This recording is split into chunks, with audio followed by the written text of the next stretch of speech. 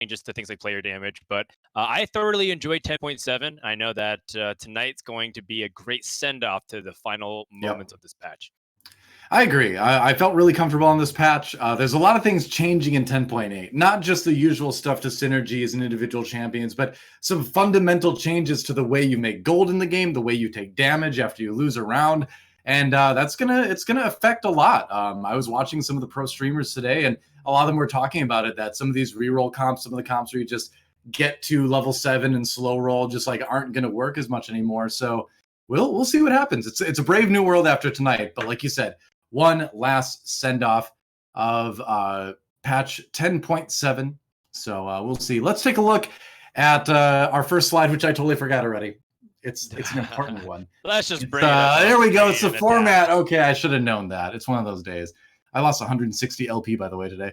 So scoring, obviously, first place, you get 10 points, a little bit more than for second place.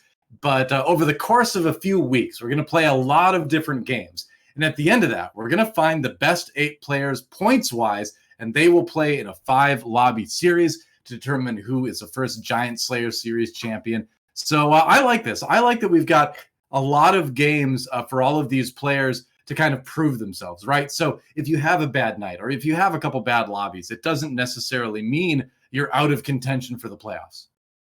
Yeah, and in TFT, one of the most important things is just a mark of consistency. How well can you perform over the course of several games instead of just your best performance in 1 or 2 games?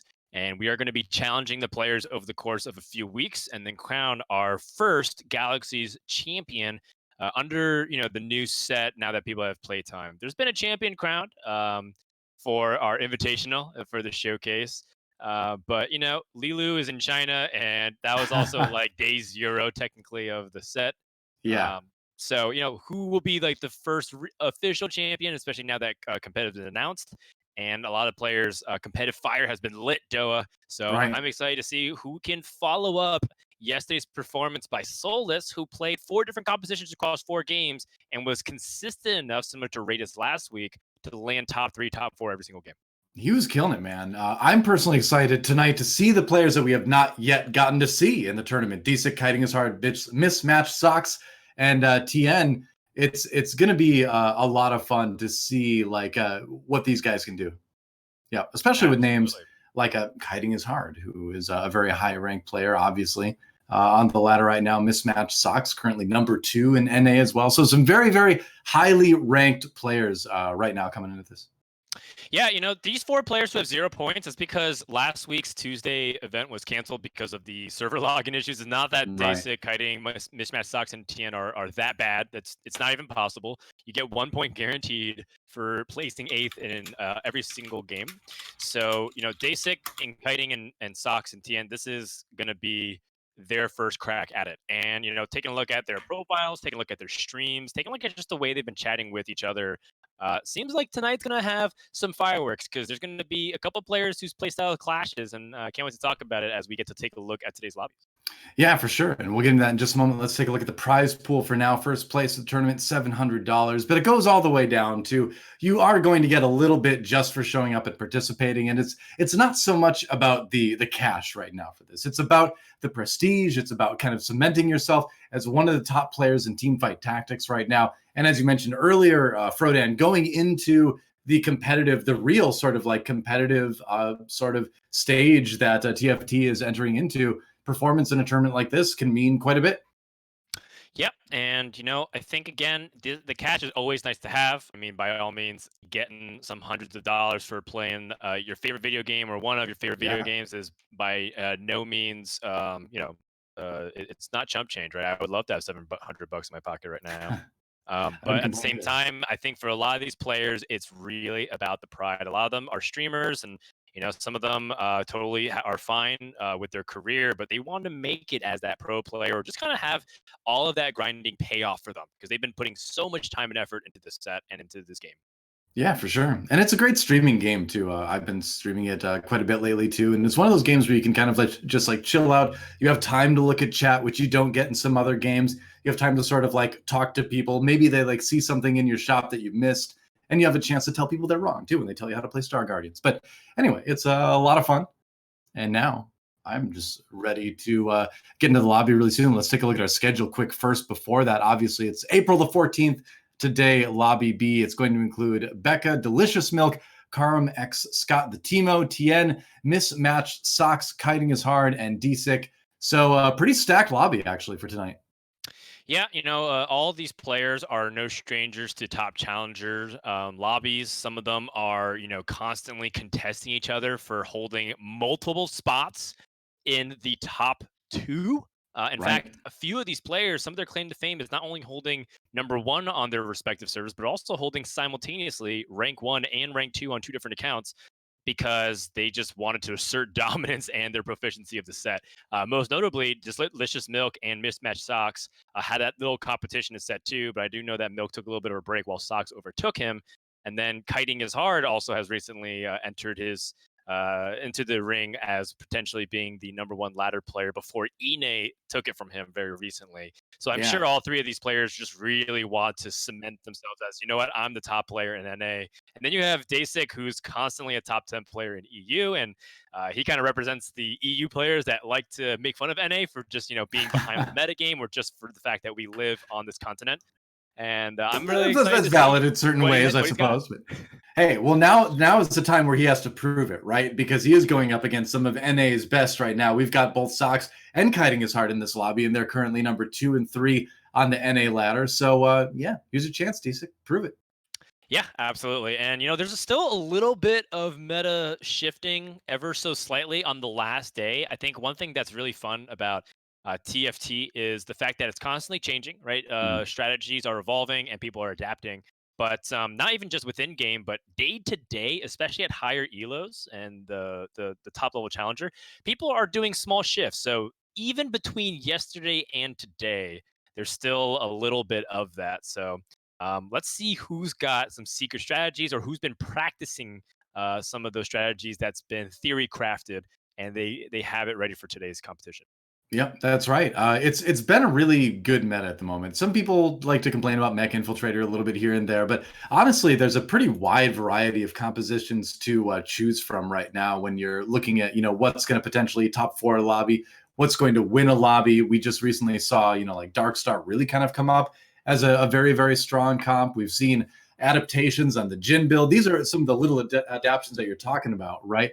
Where you've got Jace sort of coming in as a secondary carry, right? In a comp that before you wouldn't really load up too many of those tanks with items. But hey, it's time into the first lobby of the night on board with Tien as we see a Nicoverse actually for our first game. All right, well, this is already interesting. Yeah, Nicoverse, something that we didn't get to see much of yesterday was the different universes that people will be engaging in, and a few more will be on their way as the new patch is coming out. This one, the Right. Nicoverse, everyone who has played the set already might be familiar with it. You get 2 Nico's help items, which gives you a basic copy of a 1-star unit, whatever you choose. So usually you see people try to rush a carry unit and 2-star it, or they can save it for their 3 stars of whatever composition they'd like to get.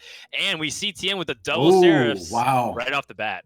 Yeah, well, that's a good item to start off with. I mean, you can get a strong Star Guardian start with that. Thinking about picking up the Zoe, decides to go for the double Vanguard instead. Definitely a stronger early game, I suppose. Zoe isn't bad, but with those 2 tiers, you kind of wonder. But he's going to keep an eye on the other lobbies. When you get that start, that kind of like screams Star Guardians at you, you really have to watch everybody else's items as well to see how contested it's going to end up being, you know? Totally. And just from a quick scan, I'm using Juked to watch alongside and cast this game and series for tonight. It Right. doesn't seem like anyone else really has that powerful of opening for that Star Guardians or just to have that mana base. Again, you don't have to fully commit to the Star Guardians. We've seen plenty of people start off trying to go for Star Guardian, then have a Right. way to pivot into, Void Brawlers, which is, every now and then people play that, another DoA composition special, if you will. And then some people even just use it to play Mech Infiltrator and itemize Kaisa.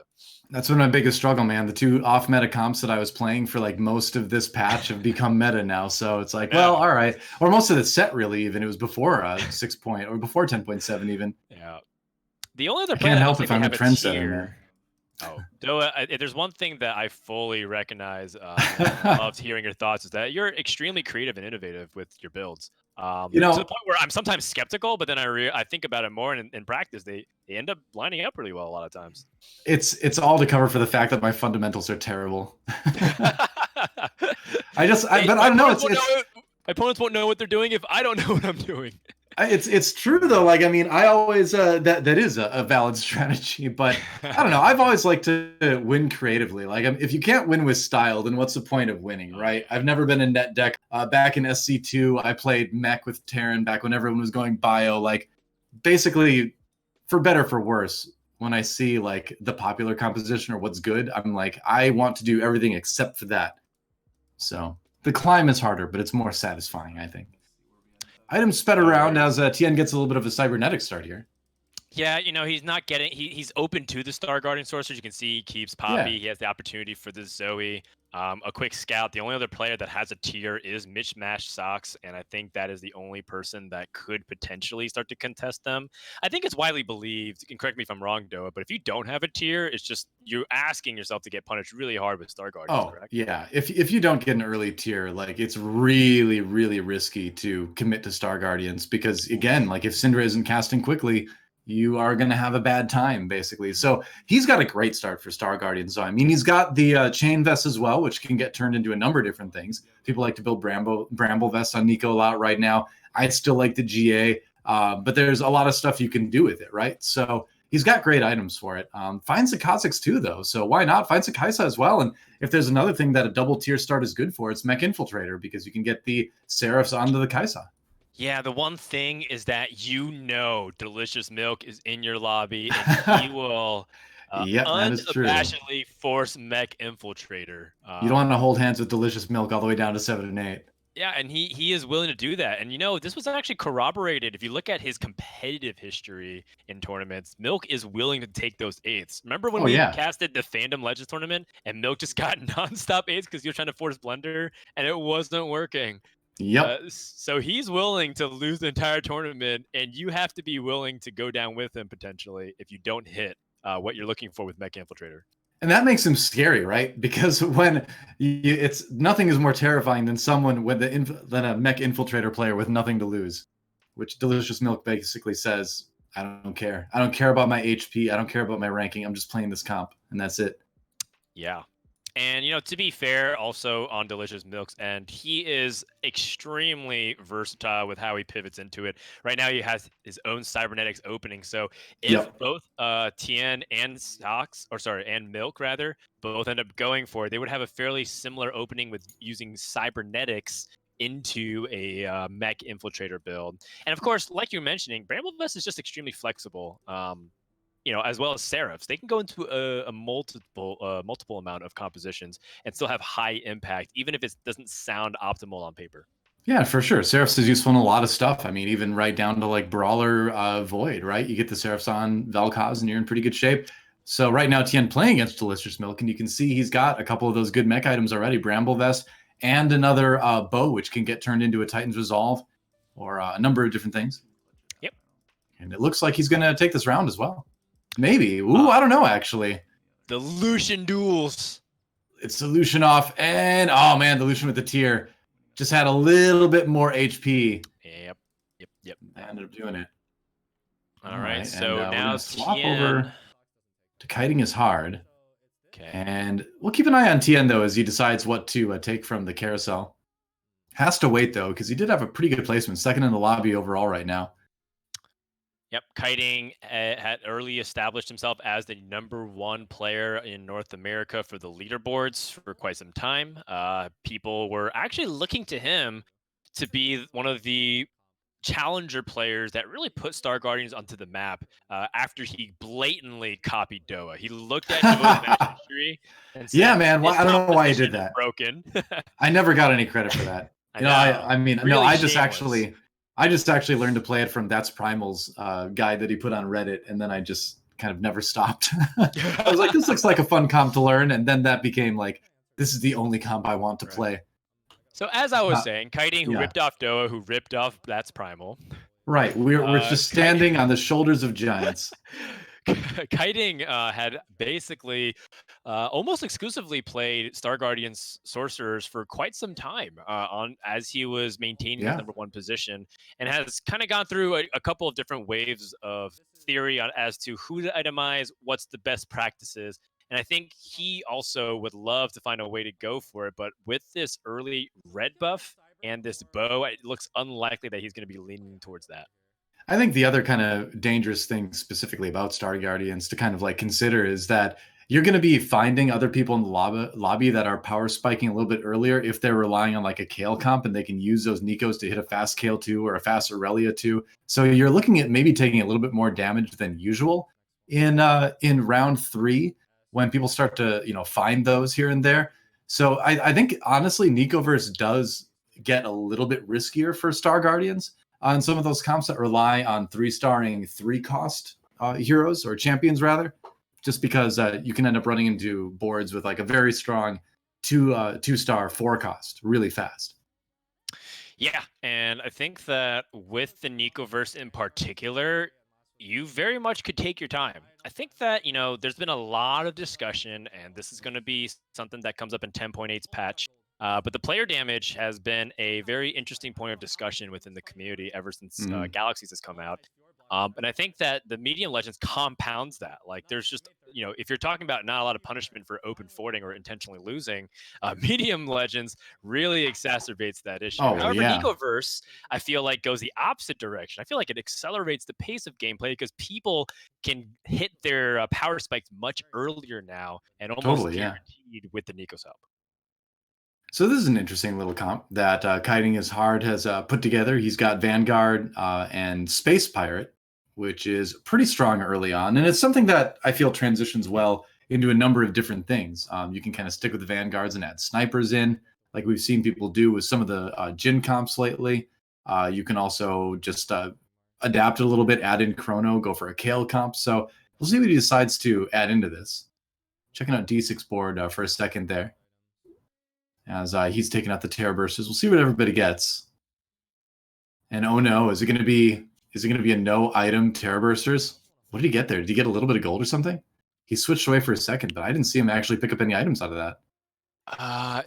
That's tough. If that's the case, rough. That is really rough. Yeah. And I guess maybe there's no punishment for picking up his Nikos orb. You can see one thing for people who might be watching along either live or on VOD. Why do players not pick up that golden orb of the Nikos help? Is because sometimes there's an issue with having too many components on your bench. In fact, Daystick, whose perspective we're hopping on to, if he picks up too many item components, it's going to ruin some of that bench management. Just like in TFT totally with champions, you have a limited number of slots on your bench for items. And I mean, part of it too is that it can be a little bit tricky to properly grab the items out of your item pocket, as it were. And so, like you mentioned, just cluttering that up even more makes it harder to make those like fast item decisions. Right now, Space Pirate Chrono Brawler Blaster for DSIC, as we've changed views over to check out what he's working on.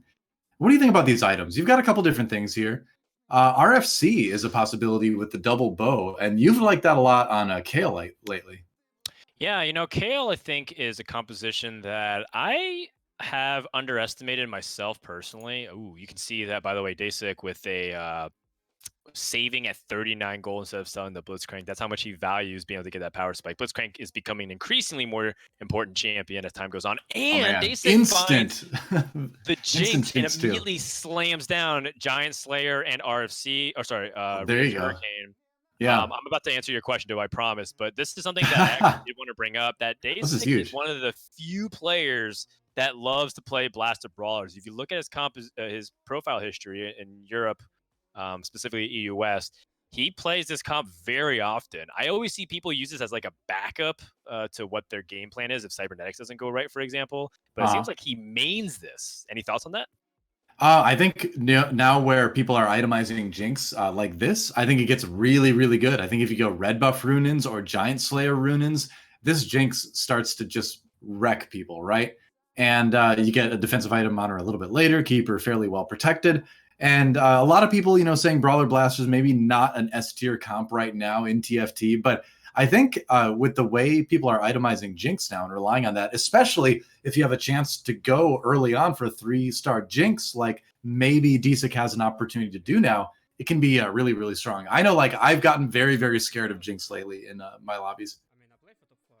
Yeah, Jinx, I think, has basically gone through her full cycle as well, which is at the very beginning, people understood her because she is extremely similar, if not exactly the same as Set 1 Pretty Jinx. much the same, yeah. And then, and people already knew how to play Brawlers, so Jinx Brawlers was like a very common build, so everyone latched onto it, and Blasters was a very fun and easy composition to understand. 4 Brawlers, 4 Blasters, question mark, Muhammad for LP. Yep, And pretty then much. and then it kind of phased out because there was a lot of rise of other compositions that was kind of pushing out Blaster Brawlers. And now maybe coming back into being pretty good because people really aren't contesting Rebels or Jinx whatsoever. Yeah, it's actually fairly simple to get a 3-star Jinx nowadays, just like when some of those Void comps came up. And now still when people play Void, it's not uncommon to see a 3-star Cho'Gath or a 3-star Vel'Koz, because if you don't have a lot of other people contesting in the lobby, like you would see maybe a Kayle or an Aurelia contested a lot more, you can go for those 3-star 4 costs. But again, that's another one of those things where with the damage changes coming in the new patch, is that going to be something that's viable anymore? I feel like we've seen so many comps reliant on 3 stars in general in Galaxies, and I wonder if that's about to change. All right, so we're going to try and hop onto Socks and check in with him. Yeah, in Socks, stretch vision. Yeah, what year is this? 4-3 ratio? Some players some like people, to do that. yeah, I was going to say, some players do prefer it this way. So Mismatchedsocks has been playing a lot of Darkstar stuff lately, and you can see that seems to be what he's kind of trending towards based on his board so far. He's thinking about it. He's got the Jarvan saved up. He's already got the Shaco in. And there's a couple of different things he could transition into out of this, but if you look at his ladder profile recently, he has been going for a lot of it. Yeah, I think that you look at this sniper build, and there's just a lot of versatility of how you can outfit it. You know, the core of it is that you really want to get Jhin online. So this Caitlyn, this 1-star Caitlyn, she's not really doing much, but Not a lot, she's a no. placeholder until you find Jhin. But Yeah. the thing is, Sox doesn't have his really powerful front line either. We've been seeing players really favor 4 Vanguards. He doesn't have that. He doesn't really have the Darkstar composition on his bench either. So now that he's below 50 HP and he's committed to losing here, how does he bounce back and catch the knife? This is a problem that I think a lot of specifically Darkstar slash Jhin players do struggle with, and I am curious to see how Mismatchedsocks pulls himself out of this deficit. I wonder too if anyone else is contesting this right now as well, because we've got that situation where, like you said, he hasn't found a Mordekaiser yet. He's got the Wukong in there, sort of like a Vanguard substitute, but he is hurting. He's definitely not finding what you would like to find as a Darkstar player. Putting in the Kassadin, so he's got that chance to sort of like build into more of a Cybernetics kind of Celestial Mana Reaver build. The Kassadin obviously pairs really, really nicely with Aurelia to give you Mana Reaver. But we'll see what he decides to go with as he switches between lobbies here. Seems like Kiting stream quality a little bit suffering, so we'll probably switch after this. But the most important thing is, looks like Mismatchedsocks has caught the knife and not continued losing. However, I kind of wonder if he would prefer to lose, because he did lose all throughout stage 3, and your PV round counts your win in losing streaks. So definitely a sad moment there for Mismatchedsocks if he wanted to keep his eco up there. Look at the impeccable stream quality of Becca. Wow, that is pretty crystal one of clear. These people are experienced professional streamers, and one of them is Mismatchedsocks. One of them is just really good at TFT. Wow, both of them. Oh, wait, no, that's not what I meant. That's not what I meant. That came out wrong. Becca's a perfectly I know what you meant. I know what you meant. Socks is a competitive definitely a more experienced streamer, though. Another Nikos. Wow, the triple Nikos. Let's go. All right. There was a cursed image post the other day of someone having like 5 Nikos help in a Nico verse. And I'm kind of shocked here that Becca isn't just jamming this KO with the RFC and making it 2-star immediately. It seems like a really good Yeah, opportunity to do so. What do you think? I really wonder what the plan is here for Becca, because like you said, she could make that strong Kale early on. Maybe she's waiting for an Aurelia to show up and wants to focus on that a bit more. But you put all these items on Kale, like you can spare Nico's, right? But then again, if you've got all this gold to roll with, like she has, why not try to find it naturally? She's still got a ton of HP, and Right. if you really need it, then you can slam it, right? Well, I mean, the other hand is if she finds 3 Kales on her own, Mhm. she can start thinking about using these Nikos to get KO 3. That is Absolutely. pretty optimistic to say because you still have to find 6 KOs on your own. Well, for Kale specifically too, because Right. it's rare when there isn't another player in the lobby at least using Kale in some fashion. Right. And she's looking at other Kale players, right? She just went up against somebody that also had Kale. I'll do a Right. brief sweep, but if there's only one other player playing Kale, there's a high chance that on her roll down she might be able to find 4 or 5 Kales and really start considering getting that Kale 3 early. And like we said, it would put on immense pressure onto this lobby because no one is used to getting 3-star tier 4 units in stage 4. That's absurd. Not in stage 4. No, that would be some of the quickest ever, right? Right. She's going up against ScottTheTeemo, who is playing that Star Guardians comp. Has a Vel'Koz added in there, actually, at 7, which is kind of interesting. Usually you see players adding Lux for that. And he's got just enough damage to handle the Kale in the back line. I'm curious if maybe he just hasn't found a Lux or if he prefers Vel'Koz rather, because the vast majority of Star Guardian players prefer the Lux for the CC. But yeah, the Vel'Koz is in there. I suppose also the Vel'Koz does maybe deny a Void player if there is another one in the lobby as well, but it's interesting.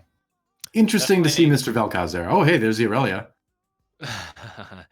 All right. Aurelia, it could be played for cybernetics. She is long a chrono, so the chrono candidate to be taken out would probably be Twisted Fate. Probably, yeah. And I'm sure Becca is kind of racking her brain on how best to go about it. She does make a QSS, which we were talking about yesterday, seems to be the better item onto Kale long term. Largely because then you don't have to worry about early game blitz pulls, and you still have an opportunity to place Kale in positions where you don't have to worry about her being challenged as easily. Yeah, very true. Takes a bit of damage there, down to 57 HP, but it's not the tightest lobby ever. ScottTheTeemo down at 20, meanwhile TN 87, and all right. Yeah, let's go ahead and swap POVs and check in with Scott, who is playing the he's going for it. He needs the Lux, though. He needs that Lux, man. And this is one of those things where you're at 4-4 and you don't have a 3-star Syndra or a 3-star Nico yet. So things are starting to get a little bit rough. I'd love to take a look at his board. Oh, yeah, he rolled down to try to find it, it looks like, or try to find something, but this is a bit odd. For what he has on his board, he should have more money than that. Because some of the money that isn't in his bank should be in the form of, other units on the way to 3-starring something. Okay, so he does have the 3-star Nico. All right, I was wondering about that. All right, gets a GA on Nico. That's a big moment as well. Yeah, Nico 3 seems to have data-wise seems to correlate a lot with Star Guardian's win rate in particular. It feels like when you get Syndra 3, that's kind of like, congrats, you're like guaranteed top 4. Right. And then like when you hit Nico 3 as well, that's when it's like now you might win the lobby. So yeah, that's absolutely. a really important moment here for Scott if you were to turn it around. But yeah, at the same time, he doesn't have that Syndra 3. So he might still have some carries live past the Syndra burst. As you can see, for example, in the back, Syndra is sniping some carries and leaving others alive. Well, it's nice. He can put her all the way back there in the corner. And sometimes Syndra walks forward kind of weirdly. I feel like he might be using Vel'Koz to sort of like shore up the lack of damage that he has by not having a Syndra 3. I wonder if that's the case. It's possibly just never saw a Lux, but normally you do see players favor the Lux over the Vel'Koz. Yeah, that wouldn't be the biggest surprise. We do have a Dark Star player. Socks does have that Lux too, so Right. a few Luxes being taken in the pool surprisingly can make it trickier, right? Like sometimes you're like, I just need one Shaco for this Dark Star comp, Yeah. and you've rolled 60 gold, and there's like still like a handful of Shakos in the pool, and yet you can't find any. That happens. So I can pretty much tell you exactly what happened with his board too. Is that he wasn't finding a ton of fantastic items to like boost the power or the survivability of his Nico 2. Wasn't finding the Syndra 3, so he just had to roll down all the way to 0 basically to find the Nico 3, and that's basically helped him sustain right now. And man, you can see that Nico 3 does a lot of work actually. Yes. Can it beat the survives a Shaco? lot. Oh, Syndra didn't ult. Oh no. A Syndra ult would have won that round for him, but Ouch. yep, just a little bit low. And this is one of the things that I'm actually looking forward to with the patch is that they're increasing Syndra's auto attack range. And right now, one of the drawbacks of this comp is that in a lot of cases, Syndra will walk too far forward. And that's actually one of the reasons why I don't like to put her in the corner like that. I feel like that makes her more prone to walking into the thick of things and just getting like wrecked by the mech or destroyed by their front line. I get the logic, right? Which yeah. is she can withstand blitzcrank pulls and she's like safer in the corner, but like you said, In theory, that auto attack does kind of mess her up sometimes positioning in terms of the longer engagements. Yeah. Also, I mean, I obviously bow to ScottTheTeemo's expertise. He's a much better player than me, but it is a little surprising. So there's the opportunity to pick up the Lux. He's going to just level to 8 and Vel'Koz too. All right. Is he going to throw the Lux in? He would prefer to probably find a Mystic here. Yeah, just going to forget the Lux in general. There's a challenge too by playing another Star Guardian. What he ends up doing is splitting the mana even further. Star Guardian grants mana to every other Star Guardian. Yep. And you don't really want Zoe 2 absorbing yet another few mana points, which might be the difference between you killing their carry with Syndra or you not doing anything. This is pretty crazy. GA and QSS on both Syndra and Nico. Very survivable. That's for sure. Oh wow, the Jinx got chased down by the Vel'Koz ultimate. Actually, that did it. Yeah. Because I was looking at the Syndra and she was only taking about 70% HP off the carries, so I wasn't really impressed. But the Vel'Koz, once he got his little laser working and churning, he ended up putting out a lot of damage. Yeah. So because this isn't Syndra 3, it's not going to be one-shotting anyone early. The nice thing about Syndra is that it gets stronger the longer the round goes on because there's more and more orbs to throw at the opponent at their carries. So yeah, with the Syndra 2, with only, it's not with essentially 0 damage items, honestly, you're not going to see her one-shot people too much. Yeah, but man, so here's the thing, Doa. Everybody hit a power spike just now. We saw Misfortune 2, we saw Kaisa 3, we saw KO 2 just got finished. This player who I can't recognize immediately off the screen. They have the the KO already finished. Is it enough to get past the Star Guardian? It looks like it may be, yeah. If the KL, oh no, okay. One more ult, yeah. And that's why you like to have the GA as insurance on the Syndra. For sure. All right. Yeah, so that was Becca they played against. And Becca still has those 2 Nikos on her bench for the Kale. So kind of awkward for her given that Kurumx also was going for Kale composition and it's kind of been shaky to guarantee any kind of 3-star tier 4 unit there. Well, he's still in it. He's surviving here for the moment. I'm gonna maybe open up his stream in a different window here. Let's see. Yeah, it looks like he's going up against Milk. Milk has the Kaisa 3, has the 3 ideal items onto the mech, the Titan's Resolve, the Bramble Vest, and the QSS to stop any Zephyr. And yet, this Vel'Koz, though, Star Guardian sorcerers are pushing through. Yeah, this is really interesting, actually. He seems to have enough damage. Close. Maybe Vel'Koz needs to ult again. Oh, the start of that ult was not great. But the Syndra is still alive. Yeah. And he's going to get one more ult. Yeah, that does it. So the more I watch this, the more I really like the Vel'Koz in here. An all spatula carousel with demolitionist onto it. Milk is frothing at the mouth right now. He really wants that demolitionist bat. And no one's going to take it from him because no one's going to deny him. And he gets it. Oh no. Did he have a spot on his Kaisa left open though? That's Oh, the yeah. thing. I would imagine he probably does. He'd save it for something like that. But that is a dream come true for Delicious Milk. Yeah, he doesn't have the Seraph, so he doesn't have the instant stun ult essentially onto the Kaisa. But I mean, Kaisa's 3-star. He has the Morel Namicon. Still a really good spot for him. In the meantime, ScottTheTeemo, I mean, everybody gets a spatula item from what they want. So he gets the Star Guardian Jewel. How's he going to use that? He's just going to slam it onto Vel'Koz and call it a day? Possibly. I mean, I think if you're gonna put it on anyone, yeah, that's who you'd put it on, and he does drop it on the Vel'Koz. Uh, there was a lot of debate with this recently, where people were saying Vel'Koz, no Lux, no Lulu, right? And I think it kind of depends on what your late game plan is in mind. If you're gonna go for the Mystic side of things, then Lulu is probably gonna be it. If you're gonna leave yourself the opening of possibly getting 6 Sorcerer, then Vel'Koz or Lux is gonna be your choice. But given what ScottTheTeemo has access to right now, I would say Vel'Koz is the easy choice, because he's kind of like cobbling this comp together a little bit. Oh no, and that Vel'Koz did not get to ult. Yeah, that is a death blow. very vulnerable to Irelia comps. That's one of the Maybe. big things that you Yeah. are scared of the most. And Scott, this could be it for him, but I think he just Could barely be. survives. Yes. Yeah, 2 HP. He lives. Wow.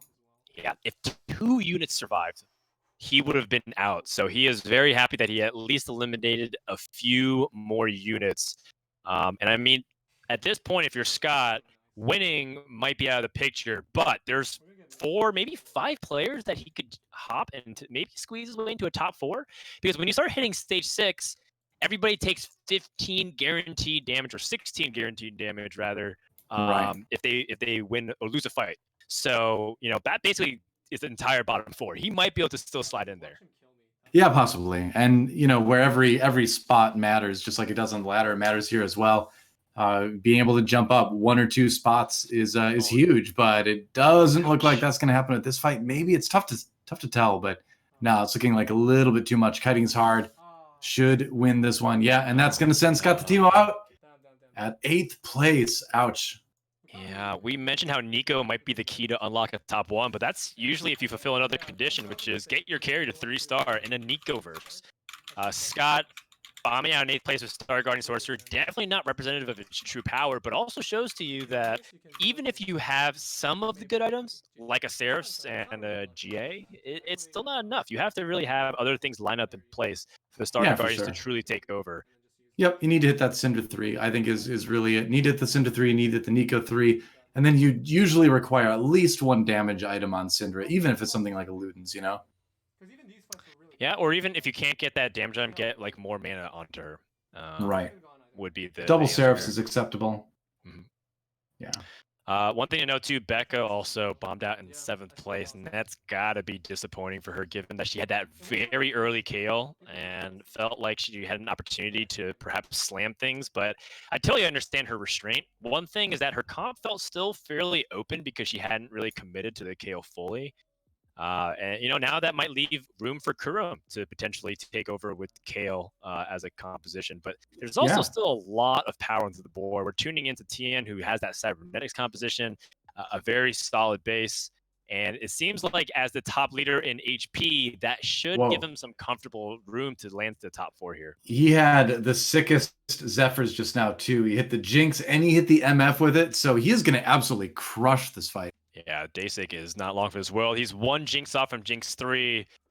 Definitely have been there playing an uncontested comp, but holding 8 out of the 9 required units. Socks and Kiting next on the chopping block along with Kurumx. Nobody's safe. Everybody still can get eliminated. However, 2 players who are within that danger zone, Milk and Kurumx, are on win streaks, implying that they are the strongest in the lobby still. So this still is a really tight lobby. Anything can happen. So now it really seems like it's going to end up being possibly Delicious Milk's Mech Infiltrator taking on TN's Cybernetics comp here. We'll see. Yeah, or Kurum's KO composition. 2 players can't end the game on win streaks. That's just not how this game works. Well, here's Socks with his Darkstar composition, and he has pretty amazing items on the Shaco. Unfortunately, the Shaco gets Zephyred. Yeah. Man, TN Zephyrs have been very good these last couple rounds. Excellent scouting. No kidding. That's going to open up a lot of damage. finally gets online. Is it too late? The Lulu gets pulled in. Now it gets to polymorph to Shaco. Big moves here. Got to finish after the GA, though. That's the thing. Okay, they do it just barely, and that's going to actually knock out Mismatchedsocks at 4th place. Meanwhile, Kurumx gets knocked out at 3rd, so it's down to just these 2 remaining. Delicious Milk, Mech Man himself, versus Tien and his Cybernetics comp. So close to an Irelia 3. Doesn't have an extra Leona, so you can sell and place the Zephyr. He can't even Zephyr the front line anyways. He really just needs to land the Zephyr onto Kai'Sa or Shaco, preferably Kai'Sa. Shaco with the Bloodthirster is threatening. Yeah. But I mean, he understands that he's just going to guess. Players are just going to be shuffling all the time. And does he get it? I think he has a 50-50 here. No, he Possibly. gets it. All right, he does get it. Yeah, the Kai'Sa delayed a little bit, but that mech is just so huge. Echo Alt comes in, does a little bit of work. The mech's still on its feet right now. Another Echo Alt, and it doesn't look okay. Finally, the mech breaks, but it's a bit too late. And yeah, that's going to be a win. Bad sign, Doa. I think Tien got the optimal Zephyr, and it didn't work out. Right. What can he pull off this carousel to potentially change it? He goes for the Hand of Justice, potentially to have other units ultimate a little quicker, like his Echo or his Misfortune. But for Milk, I mean, Milk's already kind of set. He picked up a Warmog just to have a little bit extra stats on the board. Yep, why not, you know? It gives Shaco, funnily enough, even more healing, which is not exactly what he really needs here. Yep, the Shaco 3 is looking pretty strong. So Tien just scouting as best as he can to arrange those 2 Zephyrs. We'll see how well he can do with it. Yeah, looks like Tien went for the Hand of Justice. He finds Irelia 3 the moment before the battle starts. That could be a huge. big moment. That could be a difference maker. And Irelia will get into the back lines right away. Oh, she jumps. Oh, no, she jumps on the Zephyr targets and immediately goes back onto the mech. That is not where you want the Irelia to be. That mech, though, does die very quickly. Is it maybe going to be enough? Echo making his rounds right now. Irelia 3 gets stopped with the Demolitionist trait, turns around onto the Rumble and actually does it. Oh, and Delicious Milk alive at 5 HP. I was worried for Tien for a second there. When that Irelia jumped on the mech, that's usually not ideal, but Irelia 3 is big, man. She's pretty strong. It was a good and bad thing simultaneously. The double Zephyr caught important targets, but then Irelia jumped into the mech, and when you have things like Bramble Vest and Titan's Resolve to stop Irelia from instantly gimping the mech, then she gets stuck there for a little bit longer than you want to. So now this comes into a positioning battle. Who has the right mind games? Who's making the last second calls that are right on the money? Zephyrs go. Zephyrs. Oh, I think he did hit the Shaco, actually. Yeah, he hit the Shaco. Other one didn't connect. Aurelia 3 getting the back lines, though. Oh, and Aurelia immediately snipes the Kai'Sa, which means it's up to Shaco, really, to put out a lot of damage before the mech goes bye-bye. Well, she goes under the Shaco as well. And this might be it. Yeah, it looks like Delicious Milk's mech Infiltrator, not quite strong enough versus the menace of the Kai'Sa 3. Ironically, with Infiltrator's talons as well. And Delicious Milk finishing in 2nd place. Tien taking game number 1 and doing it in style. Finally, Mech Infiltrator falls. That's right. Milk probably still satisfied with getting a 2nd place, but no doubt. When he got the Demolitionist spat, I really thought that was the moment where Milk may have locked in the top 1. Excellent positioning battles back and forth between Tien and Milk to really highlight the late game, basically tree of decisions that really floods the brain at 1 second. Within 20 seconds, you have to decide how you actually want to position everything. But overall, that was very high-level play. And Tien being able to land that Irelia 3, what a difference maker, especially with the Infiltrator Claw, to try to get to the back line of the opponent. Right. So, wow, that was a pretty crazy first lobby. And I've been told we're not even going to take a break. We're going to jump right into lobby 2 as soon as possible. But let's do it. Looking at that first one, we saw a couple compositions kind of bomb out a little bit. Star Guardians, unfortunately, did fall off. And I think it's one of those comps where, like, it can be a lobby-winning comp, but sometimes you need the stars to align a little bit more than I think with other comps to really push it over the edge. And yeah, no pun intended, maybe sort of intended, mostly unintended. But you do kind of need some special things to happen sometimes to win lobbies, but usually a top 4 is achievable even if you don't have all that stuff. So I'm a little bit surprised to see that that comp bomb out like that. Yeah, I really hope that as TFT continues to develop as a spectator game and esport for people that love to watch the competitive aspect of that, we can replay some of those last fights to understand what are some of the small decisions Oh yeah. that players are making. What is Irelia trying to target with her infiltrator claw? What are the Zephyrs really trying to isolate? How does Milk fight against it? Milk actually did get one thing really good at the end, which was absorbing a Zephyr hit with his mech before the battle started, but then lost to Shaco. Was that a game influencing or battle influencing decision? Mm. There's so much to talk about and break down, which is ultimately what players love about the game because it feels like from multiple angles, macro or micro, you can always find ways to optimize your play and improve further. Well, it's kind of funny as we take a look at the lobby scores so far. Tien obviously in first place, pretty much everybody in the order that they exited in that game. But it's kind of funny where I feel like a lot of people are used to playing against one Zephyr. Like everyone kind of has like their sort of like tier list of decisions to make around the opposing Zephyr. But when you add a second Zephyr into that, suddenly it gets very, very confusing, and you don't know. You have to be like, well, am I moving this person out of this Zephyr but into the other Zephyr? And that adds an enormous, it's only one more Zephyr, but it adds an enormous layer of complexity onto all of it. So Definitely. And then you sometimes get the forbidden all Zephyr carousel, and then everybody has a Zephyr, and then you yeah, just have to that's a adapt nightmare to that scenario. situation.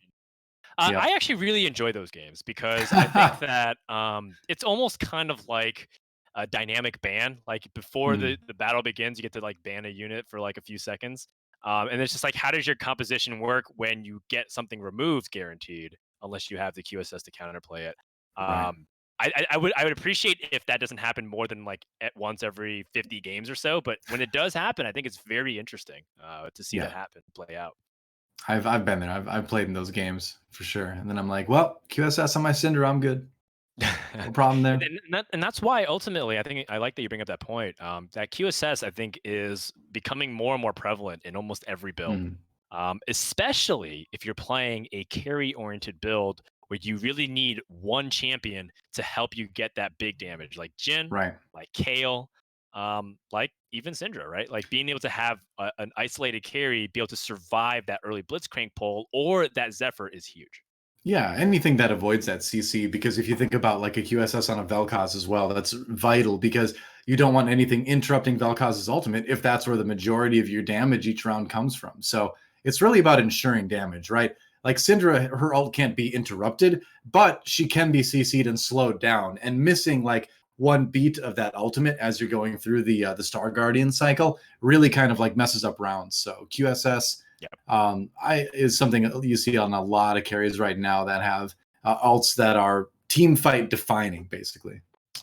Certainly, for sure. Mm. And as we get ready for lobby two, we might see a little bit of the same. I'm pretty sure Milk's going to try to force Mech Infiltrator, and I wonder if he's going to be able to be successful, given Oh that we're boy, starting off on get a ready, Frodan. Lilac Galaxy. Everybody is guaranteed a 4-cost unit, and Delicious Milk is going for that Fizz. Oh yeah, of course. Mech is going to be online so much sooner now, Did he and he get it? actually Did you did see him get it. get Yeah, it? and the best part Oh is my the goodness. Fizz has a sparring gloves. Like that can be the QSS for his mech now. It's even got an item that works well with what he wants to go for. Dirty, Yeah. just horrible and awful, and it makes me uncomfortable. But congratulations to him, you know. Yeah, oh, definitely. I think that people who evaluate carousel and think that it's purely random are the people that lose carousel battles a lot. And I'm gonna source that by I'm a person that loses carousel a lot. Because it's just no way that I'm constantly losing the carousel battles that I want for a specific item every time, right? I almost I almost feel like 1 out of every 10 games I get what I'm looking for off the carousel. So, I think that people undervalue the micro, and I think some people have tricks to help them get that edge, and perhaps Milk is one of those players. So, taking a look at some of the early game pan out here, the Yeah, units that you generally don't really want um, in the early game for the Lilac Galaxy are support units. So, you're talking about like Soraka. Cho isn't usually a carry, so he's kind of like optional. In this case, Wukong for Tien. You might see them sell it and instead try to prioritize something else. And immediately Tien sells that Wukong. Yes, he could go for a 4 Vanguard start, but a lot of times just That's getting 4 raw gold though. power is really important.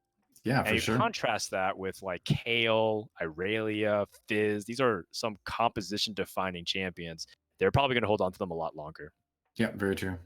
I was muted for a while there because I had to type something, but I don't know how long I was muted for. I agree though with your micro thing around the carousel.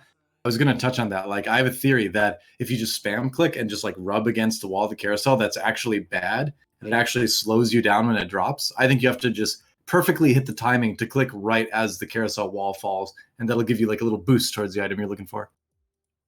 So I think it requires finesse more than just spam clicking. Yeah. I think that, you know, I just got to get good. I got to stop making excuses because that's kind of been an issue lately. There's definitely an art to it, that's for sure. I mean, there's also the other part with later carousels where, like, if you know somebody's out to just steal whatever you're into, then you just fake them out into going for an item you don't care about, you know? Totally. You ever do that? I think you do that sometimes. I do, but I'm just going to pretend like I don't. No, it's a good thing. You got to play the mind games, you know? Sure. It's like, oh, I really want this rod. Ha, just kidding. I was looking for the chain vest instead, you know? I know. I don't really play those games. I just usually go straight for it. And if I get it, I get it. If I don't, I don't. You kind of have to read the other players, right? You kind of read their movement of their little legends if they want to really like try to take something from you, it seems like. Sure. Maybe it's all in my head, but I feel like I can see this. We're going to switch over to Delicious Milk and check out what he's up to. What do you think it is? Obviously, right now, just building a strong early game composition, but you know he's going for that mech start, and he's got the tiers, so that's actually not that bad. Yeah, the nice thing about the state of Mech Infiltrator is that you can pretty much use any component really well. You don't want too much of the same thing except for Chain Vest, though. Right. A lot of people I saw were talking about if you get a lot of swords, you can start to stack Shaco and go Mech Infiltrator, but that might be a common misconception. A lot of times when you're stacking Shaco, you want to start playing more things like Darkstar because that really emphasizes Shaco's strengths. Right. While the Mech Infiltrator, the strength is the mech. So, you know, you want to really prioritize the items there instead. The strength is a mech and how fast it attacks and how slow it dies. Absolutely. Yeah. And again, like you said, if you're not going Darkstar, you're just not getting the most out of your Shaco. Right. I mean, but at the same time, if you get all the right items for the mechs and you get nothing for Kaisa, Shaco is still a complete viable path for sure to build upon for the Mech Infiltrator. Yeah. And I mean, every build kind of needs like an item dumpster, basically, where it's like, well, I don't want to put any of this in my carries, so like you take it, right? Like with Star Guardians, that's Lux. Lux just like gets all of your Death Blades and like RFCs and stuff. And on the Mech Infiltrator, Shaco is a perfect dumpster to toss all your unwanted items into. Totally. Taking a look at how Delicious Milk is thinking about this round, he was for a brief second considering how he wants to eco up to 20 goals so he can get that 2 gold interest heading into the carousel, which would be about a rung higher than everybody else. Usually around this time, you have 10 gold interest that you're aiming for. Yeah. But I think that would require him to sell like Annie or Fizz, and he doesn't really want to. Part of the advantage of starting off that Fizz is that if you find a Rumble and an Annie, you hit a pretty major power spike, you know, as early as level 4. I mean, he has a chance to just find the net mech every round at this point. Yes, if he gets an Annie and a Rumble, or just a Rumble even now. Yeah, I haven't personally seen someone spike a mech pilot by level 3, but I'm sure it's possible, right? I have actually done that. Yeah. Not by level 3. No, not. I thought you meant round 3, but no, not by level 3. Yeah. Level 3 would be crazy. It would be absolutely insane. No chain vest here for Milk. I'm sure that he is not happy to see that. You want 3 chain vests for the ideal build because that involves a Bramble vest, which is 2 chain vests put together, and you want a Titan's Resolve, which is a recurve bow plus a chain vest. And they work very well synergistically, especially in a metagame where there's a lot of auto attack carries like Kale and Jin. Right. And even Shaco. Very true. A couple of Kazakhs there, but he can find the Kaisa as well. Yeah, aside from that, like you mentioned, he's got a lot of like he's got that situation where he's got like half of most of the items that he wants, you know? Yeah, and sometimes that's like a good thing going into the PvE rounds where you collect item boxes off Sure. the creeps, because you don't want to like hard commit sometimes into items. Like let's say he prioritizes another tier and then he gets like another tier, and then you're like, well, 3 tiers is a little excessive for this composition. Not because it's a bad thing, but because it's taking up the item slots that you want to fill up on, say, the mech instead. Right. Right now, just trying to win the round. That Fizzult is so useful in these early rounds here. But he's getting to the point where like the 2 infiltrator thing is just not going to cut it anymore. And I think we're going to see that this round here. As Fizz dies right before his second ult. Kaisa not going to be enough to carry him through. And ScottTheTeemo actually takes some HP off Delicious Milk, who remains down at 8th right now. Very fun. Love me some Milk versus ScottTheTeemo. They still have this budding rivalry, which I hope will flourish for years and decades to come. But for now, yeah, decades. Milk Wow. is. Oh yeah, I hope so. We're doing it. TFT Milk, for 50 years, man. hell yeah. Mort, make it happen. That's right. There's, Milk, I would though, say there's definitely enough sets and synergies out there to do it that long. I certainly hope so. I wonder what set 50's theme would be. That'd be pretty cool. For Milk, though, he's planning on losing all the way through, so I think he was very happy to lose to Scott, even though I'm sure people who love the fan flames, like casters, would love to develop the rivalry. But he wanted to lose that round for sure. Yeah. But you know that even though he wanted to lose that round on paper, deep down in his heart of hearts and his very soul, in the very fiber of his being, it bothers him. It bothers him a lot. He's going to go to bed angry because of that round right now, no matter what happens. I hope that's so. The kind of round you remember for 50 years. Yes. 50 Obviously. long years. Yeah. Back when TFT set Old Folks Home comes out.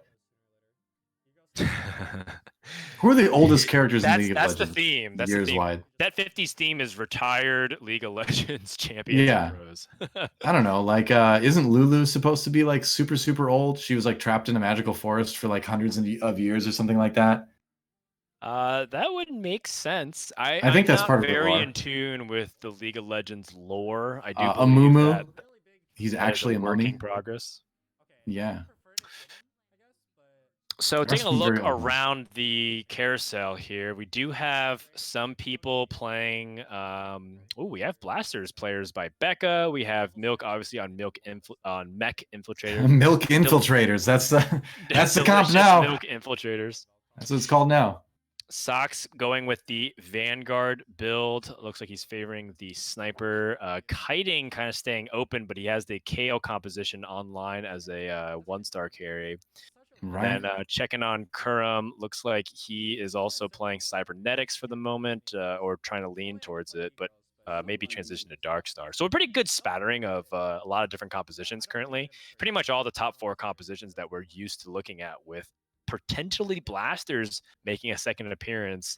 And I do know Becca loves Blasters because that's what she was jamming a lot, even before Set 3 officially released. I mean, it is good. And like you said, things like the Jinx are generally not that contested right now. So getting a Jinx 3 is not outside of the possibilities, right? Question is, can this Kale stand up to both the Jhin and the Caitlyn? That's going to be very difficult. No, not quite. Not going to happen.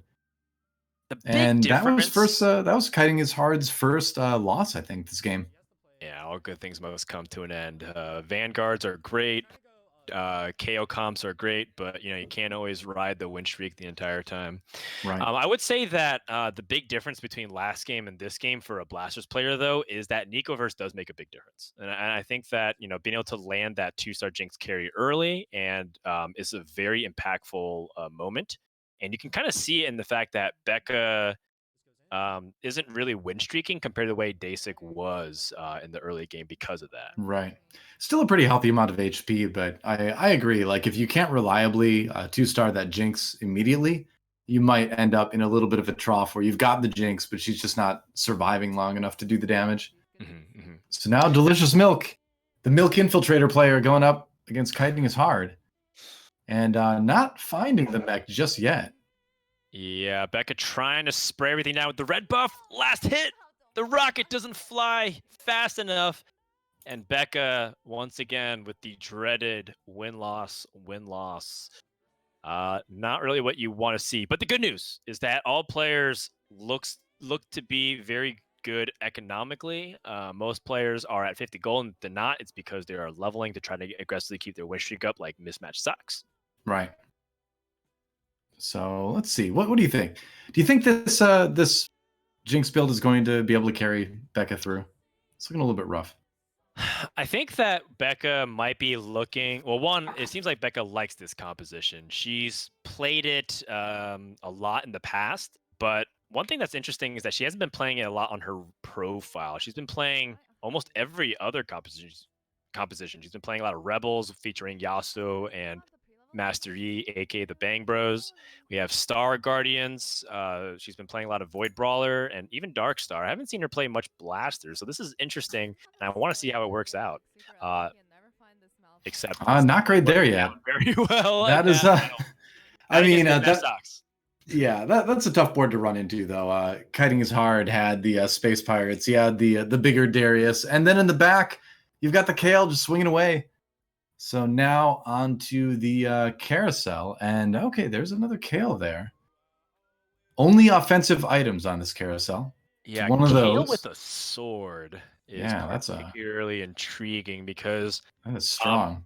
Contrary to what people believe, there's not really many sword items you want on Kale. So it's a pretty interesting thing. What you end up seeing a lot on this stage 3 carousel is if someone finds a definitive tier 4 unit with a proper item, like Irelia with a sword, they end up taking it and sometimes pivoting into that composition. I don't know if that means that people will start pivoting into Kale compositions because they saw a sword with the Kale. I don't know. I mean, I think it's like you said, you don't end up using the sword on Kale too much unless you're maybe like putting a GA on or something like that. Yep. It's generally RFC, Rage Blade, things like that. Yeah, Kale has enough damage. It's usually her attack speed is what you want to prioritize. Yep. You just want her swinging as fast as humanly possible or as angelically possible. I like it. Yeah. Can Becca turn around the losing streak that she's starting to build up here? She's going up against Mismatchedsocks. Against Socks. Yeah. Which I apologize. She didn't play Socks before. Now she is, and now Socks is ready to keep this win streak going. Yep. And I don't know. The Jinx coming in. Oh man, but the Jin finds that last hit just in the nick of time. That was a really close round. That's a tough one to lose. And that's one where it's like, all right, my Jinx 2 isn't going to lose to that stuff. But it's a rough position for Becca to be in right now, for sure. Yeah, and I think Socks is putting his money where his mouth is, which I really like. Yesterday, he was talking in chat and very frantically asking, why are people building Guardian Angel on Jhin? And Guardian Angel is a very powerful item. I think most people agree that it's the most versatile item, and as such is an S tier combination that you would most likely slam the beginning. Right. But the theory is that, you can put things like Guardian Angel onto another carry like Shaco and develop 2 sources of damage and threat. And Jhin instead can take a defensive item that makes him more immune to positioning errors, like a Blitzcrank won't be able to pull a Jhin if he has a Trap Claw or a Quicksilver. Yeah, very true. So now ScottTheTeemo, the opponent for Becca. And the Jinx is online, doing a lot of AoE damage, and Graves actually holding the line long enough for this Jinx to get the damage done. Oh, yeah. Very much like Summoner's Rift. If Jinx is able to survive these team fights, she will clean everything up and get the pentakill. The question is, can she survive? And Jinx 1 still puts out ungodly amounts of damage. How much was that? Was that like 4K on a 1-star Jinx? That's absurd. It was a lot. Of damage. And Giant Slayer and Red Buff certainly help in that department, since that's some kind of like percent health damage that gets added into everything. Yep. We'll see what she gets from the infiltrators, though. Definitely an interesting development.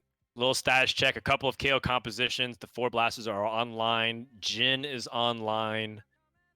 Cybernetics is online as well for a couple of these players. Ooh, Becca gets a spatula actually from that. So what can she possibly go for here? What are the options?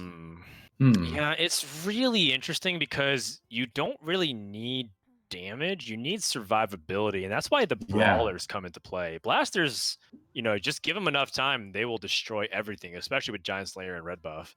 Right. So you're not really lacking damage. You usually are lacking utility and frontline, which is why those brawlers are really important. So I'm not sure. I wonder what a demolitionist Jinx looks like. Like, I don't think I've ever seen that actually. But when she starts AoEing people with a rocket, does that just stun everyone? I don't know. It's a I've passive never seen that ability. actually. It's not an Yeah. active. I think Demolition says your spells deal 1.5 seconds of stun, so I don't think that technically counts. Right. Well, see, so that's the question because Kale kind of has an upgraded attack as well in a similar situation where she gets to the point where she casts her ability and then it changes the way she attacks. So it works with Kale, but Jinx, perhaps because it's not a casted ability, doesn't do it. I don't know. I've just never seen it happen. Precisely. Yeah. I think that's the exact difference. Jinx doesn't even really have mana, I think. I think she's 0 Yeah, to she 0. doesn't. She has I infinite don't believe so. mana, Yeah. or null mana, if you will. It's the same Pocket thing. positioning on this Jinx, which I think is very wise. I would actually heavily consider if Blade Master would be a real thing, because then she gets additional attacks for red buff, which I believe, based off the way it would work, Blasters activates every X attack based off your Blaster ability and synergy. Mhm. And Blade Master also gives you additional attacks. So Blade Master and Blaster should theoretically work similarly, just like Gunslinger and Blade Master did work together in set 1. Yeah, that would be That crazy. being That's a good point. said, How do you get the Blade Masters in there though? That's the thing. And she's getting a little bit low in HP as well. Yeah, looks like people in chat are saying that the first auto attack would be the stun, and that would be it. So, okay, because it'd be the first of her quote unquote spell. Yeah, yeah. I could see that. That's the case. I'm not sure. Again, it's chat, so we don't have Yeah, confirmation. exactly. But yeah, I'm curious for sure. There's a whole lot of interesting interactions like that where there was a debate early on and back when we were on like the PBE with Aurelion Sol with Demolitionist, where does all of his little dudes stun, or is it only the first one that pops out? And like there was a lot of debate about that. Same with Kale, where it's like, well, does only her first AoE attack stun? And so yeah. Well, more saying in chat that it doesn't, so it's kind of what we're okay, all right, we're thinking, which is she has no mana, so she doesn't have a spell to cast. That's good to know. So that makes sense. That does make sense, but it does make me a little bit sad as well. There's another red buff blaster application from TN, and Becca is kind of in that danger zone. So the big thing that I'm noticing is that people like Milk's comp with Mech Infiltrator, they can very much still use 30 life or below to win the game. I feel like Blasters needs a little bit more. I feel like they're a win streak composition that relies on snowballing and momentum and over leveling to land into the top 2. And I think this is a tough position, especially because Becca hasn't been using her items. She's been keeping a lot of them on her bench. Yeah, now's the time. Now's the time. I mean, you want to wait for Arc Raptors, but at the end of the day, you've got essentially 3 lives left probably at this stage of the game with 34 HP. Right. So you need to start using some of those items one way or another. And it's brutal because I'm pretty sure she was hoping for a Guardian Angel to slam with the Jinx. Yeah. So not only is Jinx at 1 star, she doesn't even get a defensive carousel to get a vest to make Guardian Angel. It does hurt. Cho'Gath 2 is still something you're happy to see pop up. Gets to replace the Graves now with the MF. So there's another little upgrade. She finds another Jinx in the shop. Still not using those items. Probably going to wait until the round begins. Yeah. Deathcap and Shojin looks great on Misfortune. Yep, to start things off. The question becomes, how does Becca utilize this spatula if she ever does? Right. Thinking about the possibilities of what a Death Blade or a Blade Master might do. Not building that Shojin's just yet. MF should get a pretty good ult here, though. And Cho'Gath 2, honestly, makes a big difference in your front line. Absolutely. Cho'Gath and Misfortune. Chico! That was so close, actually. Scary moment, but she stayed alive. Vi 2, all right. So some of the upgrades coming through now. Right, and now we get to this point of the. Oh, she finds a Malphite. I was about Oh, to say wow. the hardest part about this competition yeah. sometimes is finding a 1-star Malphite after you found 3 brawlers. I was just about to say too, like it's tragic she hasn't found a Malphite yet, but there it is, just in the nick of time. Now it's starting to feel like destiny. Now it's starting to feel like Becca's destined for a higher placement in this game. Oh no, Doe, did you just curse? You bet I Our lady did. here. I don't know, man. The caster, I haven't properly evaluated the caster curse in TFT yet. I'm not sure how effective it is, but that Shaco back on the illusion is troublesome because he's going to turn it on to the Jinx, and the Jinx is dead. MF does get a pretty good ult going though, and that Shogath 2 stars still alive, but that Shaco is just a little bit too strong. It seems like. Yeah, he's just healing up. Like MF can poke him all day. It's not going to matter. And he just struts his way over. The way Shaco does the worm when he wins now is just like, I think the most intimidating, offensive, bad manner thing you could possibly do to your opponent. Kill their carry and start doing the worm in front of him. Yeah. All right, we'll see. We'll check back in with Becca later. For now, we're going to hop onto Milk's POV. Oh, still playing Milk Infiltrators. That's right. It's a Milk Infiltrators build for sure. Going up against the Arc Raptors now, so we will see what he gets out of that. No items on his bench at the moment. Okay. Nico's in a sword. Interesting. Pretty good Kai'Sa items. Bloodthirster on Shaco is always nice to see, and look at that. Possibly a Hex Tech now. Yeah, the Hex Tech might actually incidentally be a pretty good thing if he finds a 3-star Shaco. Big roll down coming down here.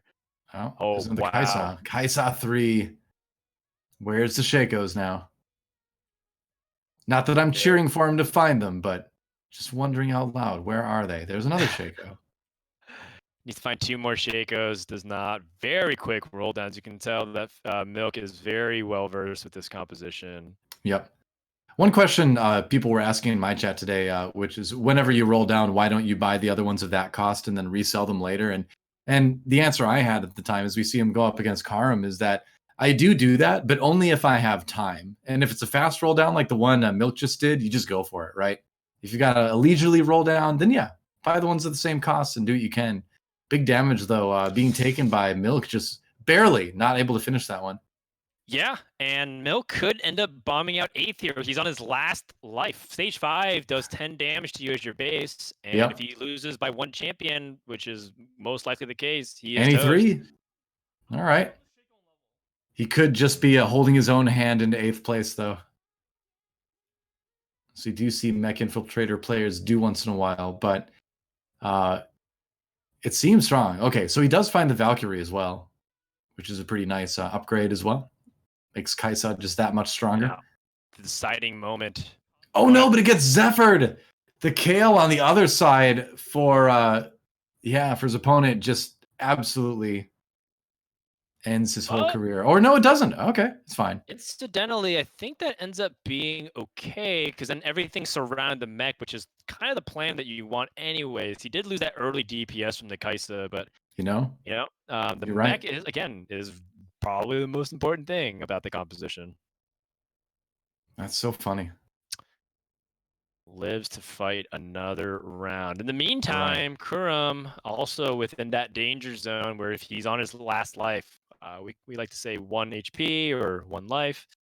ScottTheTeemo also within that danger zone alongside Becca. So the bottom 4 here, if they take a nasty loss or any loss, they're out. Right, pretty much. We're about to see the lobby get shaken up quite a bit as Delicious Milk heads to face his next opponent. And we'll see who it is. Looks like it's going to be Tien. Yeah. Former lobby leader, currently in 4th place. That's right, going for Cybernetics again. Big mech ult comes through. And that mech just looks pretty untouchable at the moment. Echo stops time, but Delicious Milk stops him. Milk hit the Annie 3, which is a very significant health buff to the Garen mech that gets summoned, and also started positioning a lot more actively. Does not want things like that Kai'Sa getting sniped. Ooh, did you see that? We have a Jace 3 in the lobby. Oh, okay. Yeah. Vanguard builds.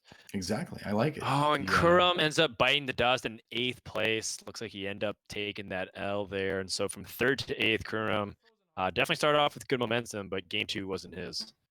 That's rough. Delicious Milk opts for the Frozen Heart as his item on the carousel. Yeah, no fortunate demolition spat this time. There was an argument to potentially taking a defensive item of some sort, but it doesn't look like there are many defensive options in general. So, yeah. So Becca accusing Delicious Milk of being a griefer in chat after taking the Frozen Heart. And Milk is like, I didn't think I want this. That's actually really funny. Yep. He took the misfortune from Becca, which I was kind of thinking about, like, why does Becca want Right. a That Frozen makes a lot more Heart? But sense. in reality, that misfortune was a really important unit for her because she is playing blasters, and it's another mana-based item. Hey, I mean, you know, it's not bad on the mech either. You can argue that. It's okay. It's getting buffed in the patch. He's just getting practice, right? He's getting his Frozen Heart practice in. Going up against Kitingishard right now. They jump back onto the Kale pretty quickly. Lulu ult comes through, but MF not able to get the big ultimate she was looking for. Yeah, KO compositions can struggle a little bit if their front line crumbles too quickly. And, you know, things like Kaisa with those items will shred both the front and back line very aggressively. Looks like Becca ends up biting the dust here in 7th place. And, Griefed to death by Delicious Milk. Right. People should be griefing Milk for his mech infiltrator, right? That's what kind of all the players are saying, like, why is nobody contesting him? And yet, he's the one griefing other players. And his teammate on Golden Guardians, Becca, who he was exchanging first place victories with. Yeah, see, that's like the real low blow of all of this, is that it's his own teammate he's doing this to. The person he practices with, the person who is supposed to be his comrade in arms in Golden Guardians, contributing to their early demise in this lobby. That's rough, man. Yeah. Meanwhile, Mismatchedsocks also on fire. 3 players on a win streak in this lobby is not really common at this point of the game. Yeah, it's exciting though. Power spikes being hit. Desic trying to stay alive versus the mech, but it's just not happening. Much. Yeah. And Milk making that comeback, level 7 versus level 9, no problem. As we head into the PvE round, what's the item everyone's going to get? Or potentially 3 items. Right. Or you never know when he drops like 2 spatulas or something like that too. I've had that happen to the Kane. Sometimes he just drops like multiple golden orbs. I'm going to see. It looks like just a Zeke's Herald. I'm excited about using the new Zeke's Herald, actually. I love the change that they're making to it for the patch, where rather than buffing 4 other people besides the holder with 15% attack speed boost, it just buffs the champions on either side of the item holder for 30% attack speed. So that's going to be a really fun item to put to work. Yeah, you know, I think that lining up things into a row hasn't really been a prominent thing, except for maybe the Not in this pocket patch, no. positionings. Yeah, there are some people who like to line them up for their front line, and the people who do like to line up in the back are like the Star Guardians, and they don't really utilize that Zeke's as well as it should. So yeah, for sure. I think that's a really cool change for sure. So level 8 for Delicious Milk. See what he adds in here. Probably add a sorcerer in. Yep, there's the Lux. Yep, really common to go for a sorcerer buff. Misfortune and Kale have been making their way into the mech infiltrator builds as well for the Valkyrie, so that way you can get the Kaisa to just do ungodly amounts of damage. Right. And potentially a big moment here as well, because if Milk can survive, he's kind of within striking distance of starting to end people's games here. I mean, we've seen a billion games now where like the mech infiltrator player gets like sub 20 HP and comes back and wins it. Able to beat the ghost there. Oh gosh. Yep. And he's top 4. Yeah. ScottTheTeemo and Tien both eliminated now. Yep. So Mismatchedsocks, Dasic, and Kiting are the only players left, and it's kind of like the Ladder Kings remaining. Kiting, Mismatchedsocks, Dasic, and Milk, all players who really challenged the throne for top challenger. Yep. Now challenging for the top of this lobby. We'll see who takes it. Looks like a cybernetics comp for Kitingishard, if I saw that right. Mismatchedsocks See what he's running, going for the Dark Star composition, actually, with that Mordekaiser 3. That's the Ghost that Delicious Milk just defeated. So perhaps a little preview of how this one's going to work out. Yeah, Kaisa going unchallenged. She's just constantly burning everybody in the back. Mismatchedsocks blown up. Dasic trying to survive here, but Kiting is going to eliminate him. And that means we have top three. Yep. And we're going to move over to Kiting is Hard's viewpoint right now. He has got the Chrono Kale build online.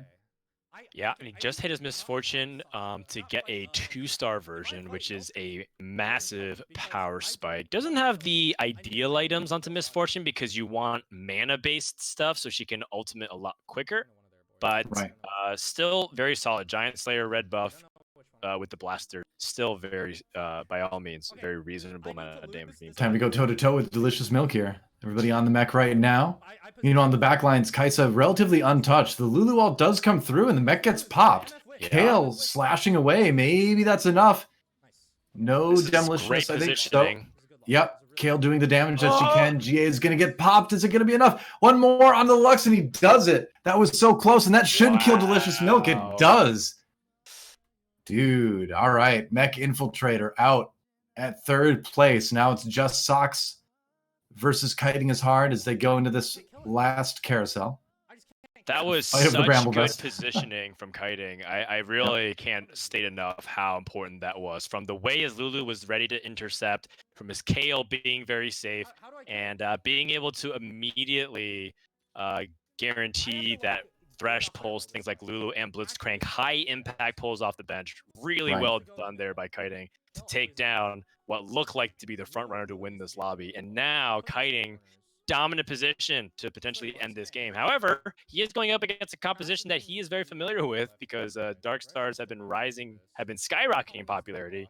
It's also been Stocks' most played composition lately. Yeah. So this is tough. It's going to be a battle of experts. Yep, that's right. So checking out the positioning here. Lulu ready to ult pretty soon here. Has a Rage Blade, it's going to help a little bit. Shaco. GA popped, and actually the GA was popped right before the Lulu ultimate came through too, so that was a pretty good timing. That Mord 3 is scary though, and Socks able to take the round. Yeah. So it looks like the composition can't chew through the front line fast enough, and Kale gets stuck. And more importantly, Kale wasn't really spreading the damage as well as she could. One of the things about Kale that people aren't really focused upon nearly as much as they should be is if Kale is aiming in the wrong direction, she can be aiming in the right direction, but the wrong angle, she can only be hitting one champion. So you really have to position her sort of in the same way that you want to position Misfortune, where the angle that she attacks, she's hitting multiple units. That's the idea. Here we go. Another round between these two players. Kale attacking primarily the Mordekaiser, who's going to take a long time to burn down. It does do it this time, and yeah, this is what you're talking about, Frodan, where the positioning looks a little bit better, but I don't know if it's going to be quite enough. That Jhin still nearly untouched in the back lines. And, you know, the funny thing is, like, I felt like the positioning was a lot better that time around. Like, the Kale was hitting a little bit better than Misfortune was, but still not ideal. Shojin, whoa. So Shojin for the Lulu. That's Shojin huge. Rage Blade? What set is this? This is set 3, Ultimate Lulu. Wow, that is so impactful. I wonder if that will be the swing that Socks needed. I mean, it very well may be. Get that faster cast, get more often Lulu cast. That could definitely do it. Yeah, and in contrast, what did Kiting get? He had the Hand of Justice on his cane. Or rather, what did Socks get? He got the Hand of Justice. Yeah, that's what I'm talking about. Yep. Okay. Buys a larger cone. Yep, that's pretty huge too. Just spreading that damage around, like you said. You have to kind of like AoE to victory here. Another Blitzcrank. I love that pick. Yep. Doesn't have enough. He has to roll one more time just to see if he can find something meaningful. But he's going to guarantee the Blitzcrank pull, and that's all he really wants. Now has to find a way to position correctly. How can this Lulu best intercept things like Shaco without instantly dying? Where is he going to switch to last secondly? Last minute swaps, leaves the Lulu just off to the side. Smart. But not too much. Immediately ambushed by Shaco. Shaco's going to jump on the Misfortune, though, and the Ezreal. Yeah, it looks like she's going to get one ult off, though, before she dies. And that healing, though, coming through with the Celestial, keeping MF up despite the Shaco swinging away at her. The Shaco's going to go down, and did he do it? He did it! Just like that. The Lulu gets the ult, the positioning comes through, and Kitingishard gets the win. Yeah, Man, the Shojin, the Misfortune larger cone, the reposition at the last second, all of it worked beautifully.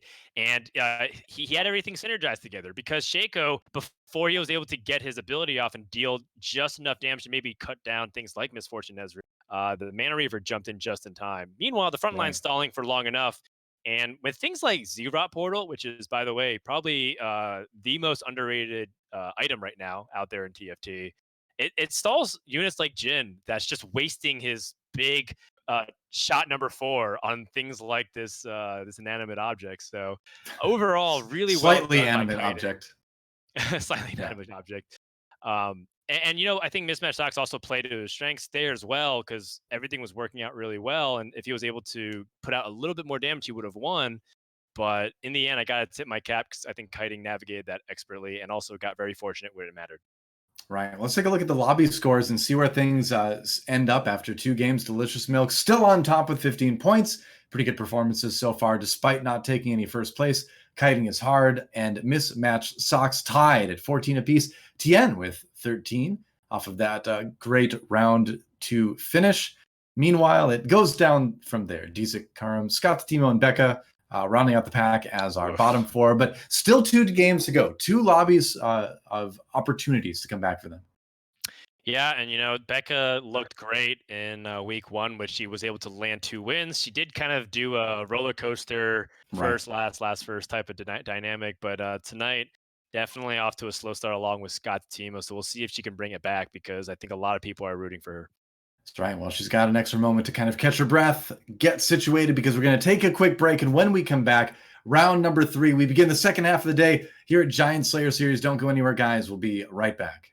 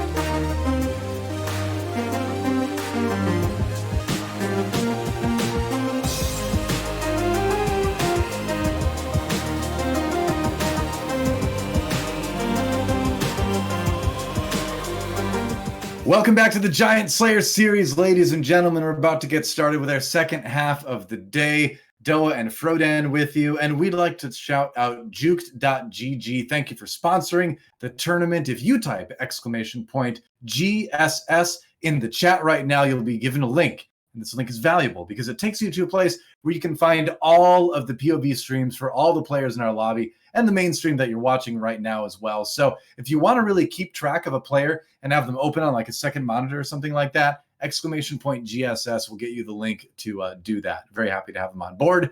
And I have that page open right now. I know you do too, Dan, where it's fun to just kind of like be able to check through what everybody else is doing while we're kind of like looking at the main screen. Yeah, I'm using Juke to help do a bunch of coverage at the same time, like just looking at how things are shaping up around the lobbies. Right. And it's just great if you need to be pulling up a bunch of different streams at the same time, and also just to get a schedule of what's been happening around the industry. I know that Doa and I have been around for over a decade here, casting and participating, organizing, producing, etc. And as a result, we have a lot of scenes that we still like to follow. Both Doa and I come from casting StarCraft as probably some of our first professional experience, and we still catch up with it from time to time. So if you really want to keep track of some of your favorite games, whether people are Valorant / shooter fans or League of Legends, etc., you can always use Juke to find that coverage.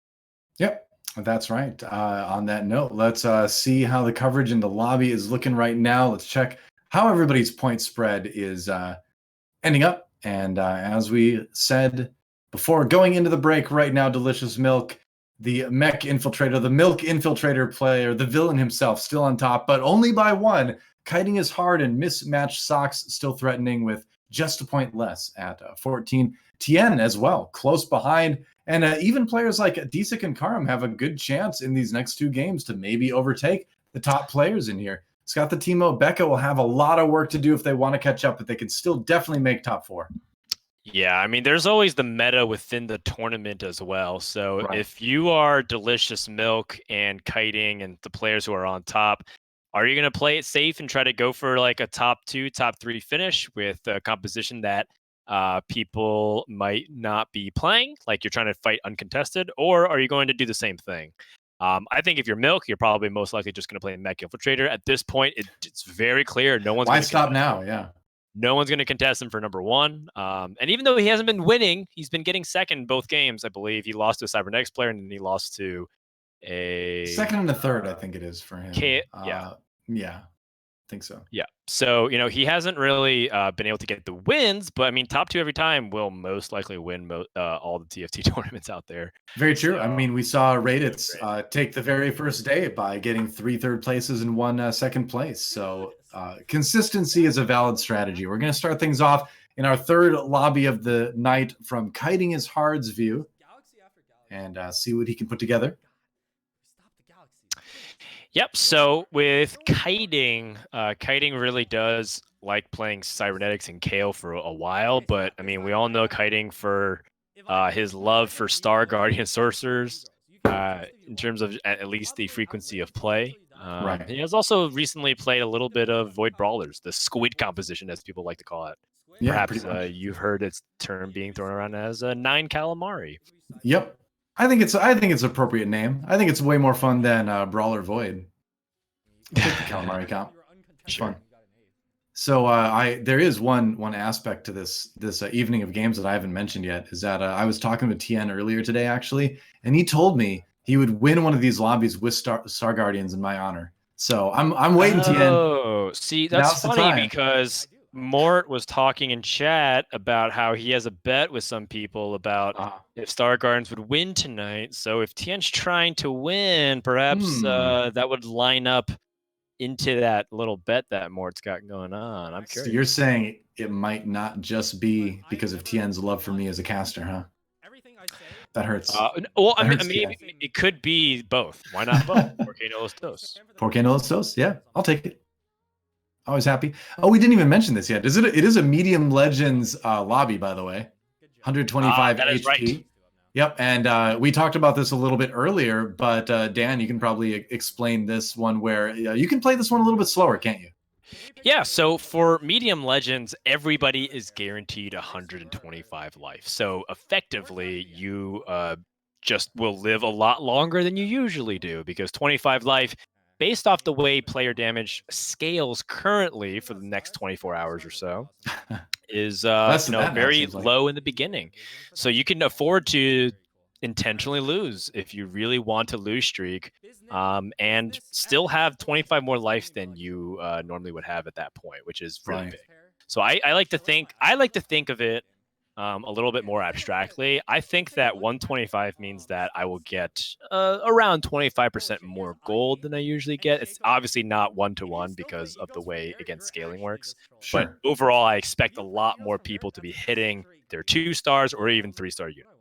This is another one of those lobbies too, where like if you've really had the desire to play the calamari comp, to play Brawler Void, this is where you really get the extra time to go for that Vel'Koz 3 or that Cho'Gath 3, right? So I wonder if we're going to see someone go Void this comp or this lobby. In fact, I mean, Kitingishard has a couple pieces of that already. You do want to pick up the early Malphite and the early Kha'Zix and just kind of hold on to it. Could just be holding on to it because they're also doubles. He's got 4 doubles on his bench right now, but I do wonder if we're going to see Void this round. Yeah. Interesting to point out, by the way, that a lot of top players are favoring champions like Twisted Fate as an early game item carrier, and also just as an early game carry in general. And I think that I have perhaps been guilty of underestimating Twisted Fate too, because when I see TF in practice holding items for whatever carries, he actually performs fairly well. So yeah, it's funny that both players end up lining up into each other here about that. Yep, the TF2 definitely beats the TF1 in that particular situation. Kitingishard. Like this is pure agony right now. If you look at Kiting's board, where he's so close, he's got 5 champs that he's got 2 of right now. Finally, just decides to sell a couple of them. Picks up the Kaisa. Oh no, does he want to hold hands with Delicious Milk down to 7 and 8? He's thinking about it. Definitely just hold on to it. Most likely he's going to sell out of something. He's too close to 10 gold to not get it right now. Yeah, you'd think so. And I would probably lean away from the Kaisa. Yeah, it looks like he ends up going for the sell. I fully agree with that. I think that 2 Infiltrators, surprisingly, has been not very impactful. And also, he's losing the first few rounds here, so it's not like even if he did find Kha'Zix 2 that he'd probably immediately want to play it. I think he wants to commit to losing streak. Yeah, goes for the 2 Sorcerer instead. This is looking like it could actually be a Star Guardians start. He's got the tier. He's got the rod that can be an Ionic Spark on the Nico later, and he's got the gloves, which will build into QSS. So he's got parts of 3 really core items for the comp. So I wonder.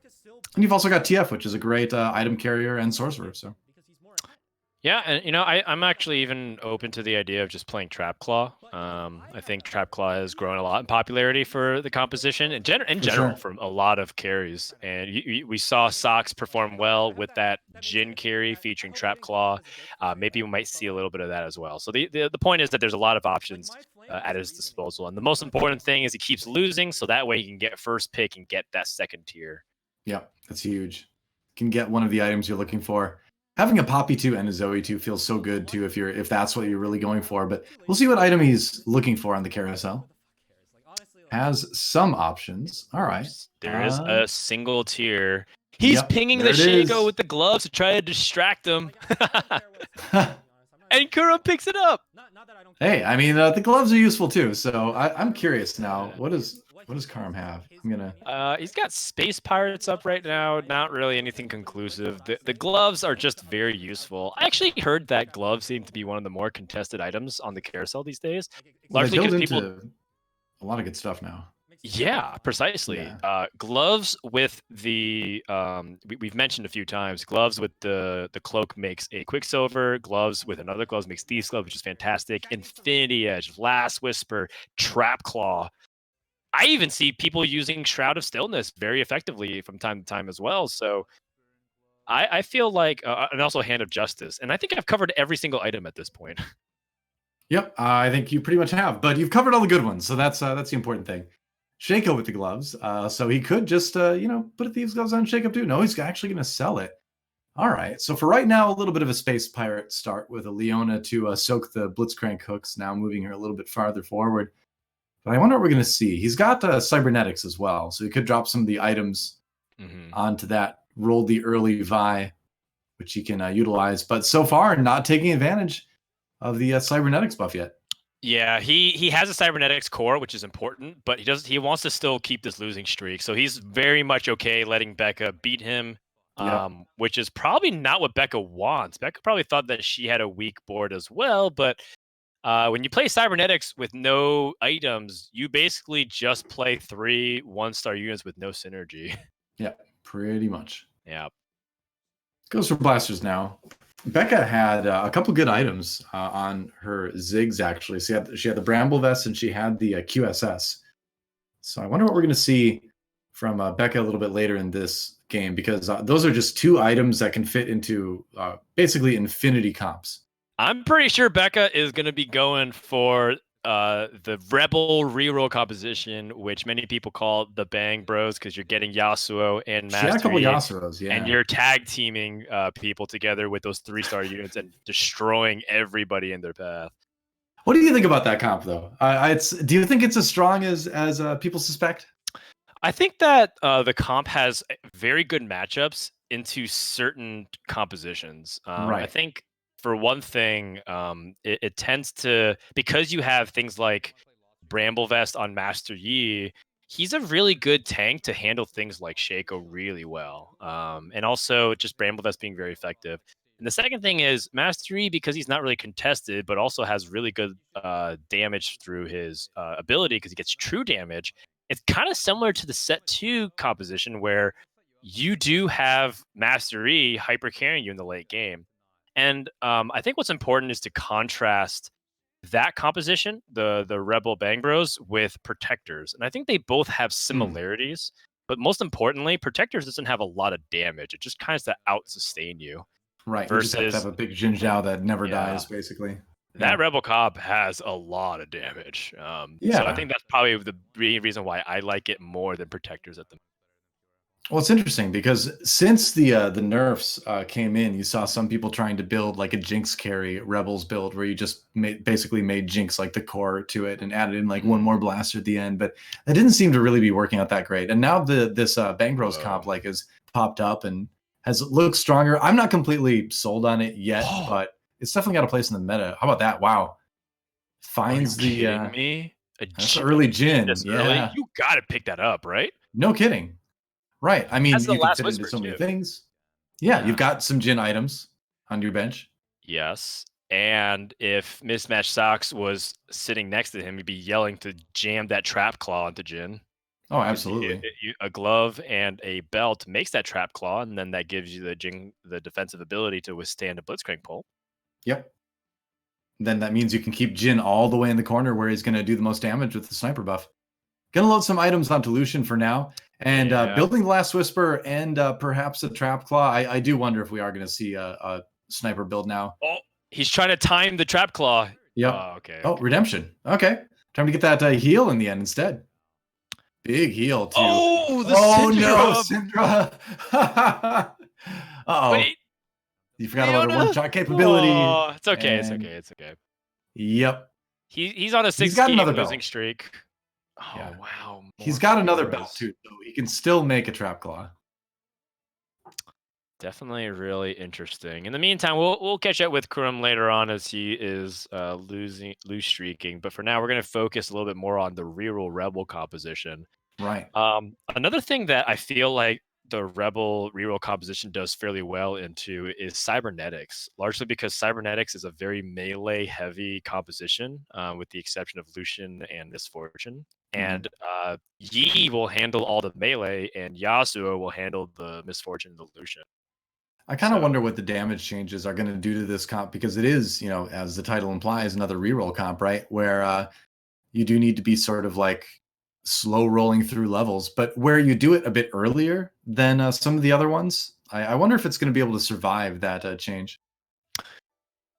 Yeah, I mean, people were speculating because the thing is, when they announced the PBE potential patch changes, that was when this composition first started rising. Right. And I think that people were kind of taken aback because there was some data that heavily implied that Master E was one of the worst performing tier 3 units, especially in the late game. So I think people were really surprised by it. But once more, I think it's largely because, one, we don't really understand how to itemize it. So once we figured out that build, that was obviously it performed much better because people focused on it.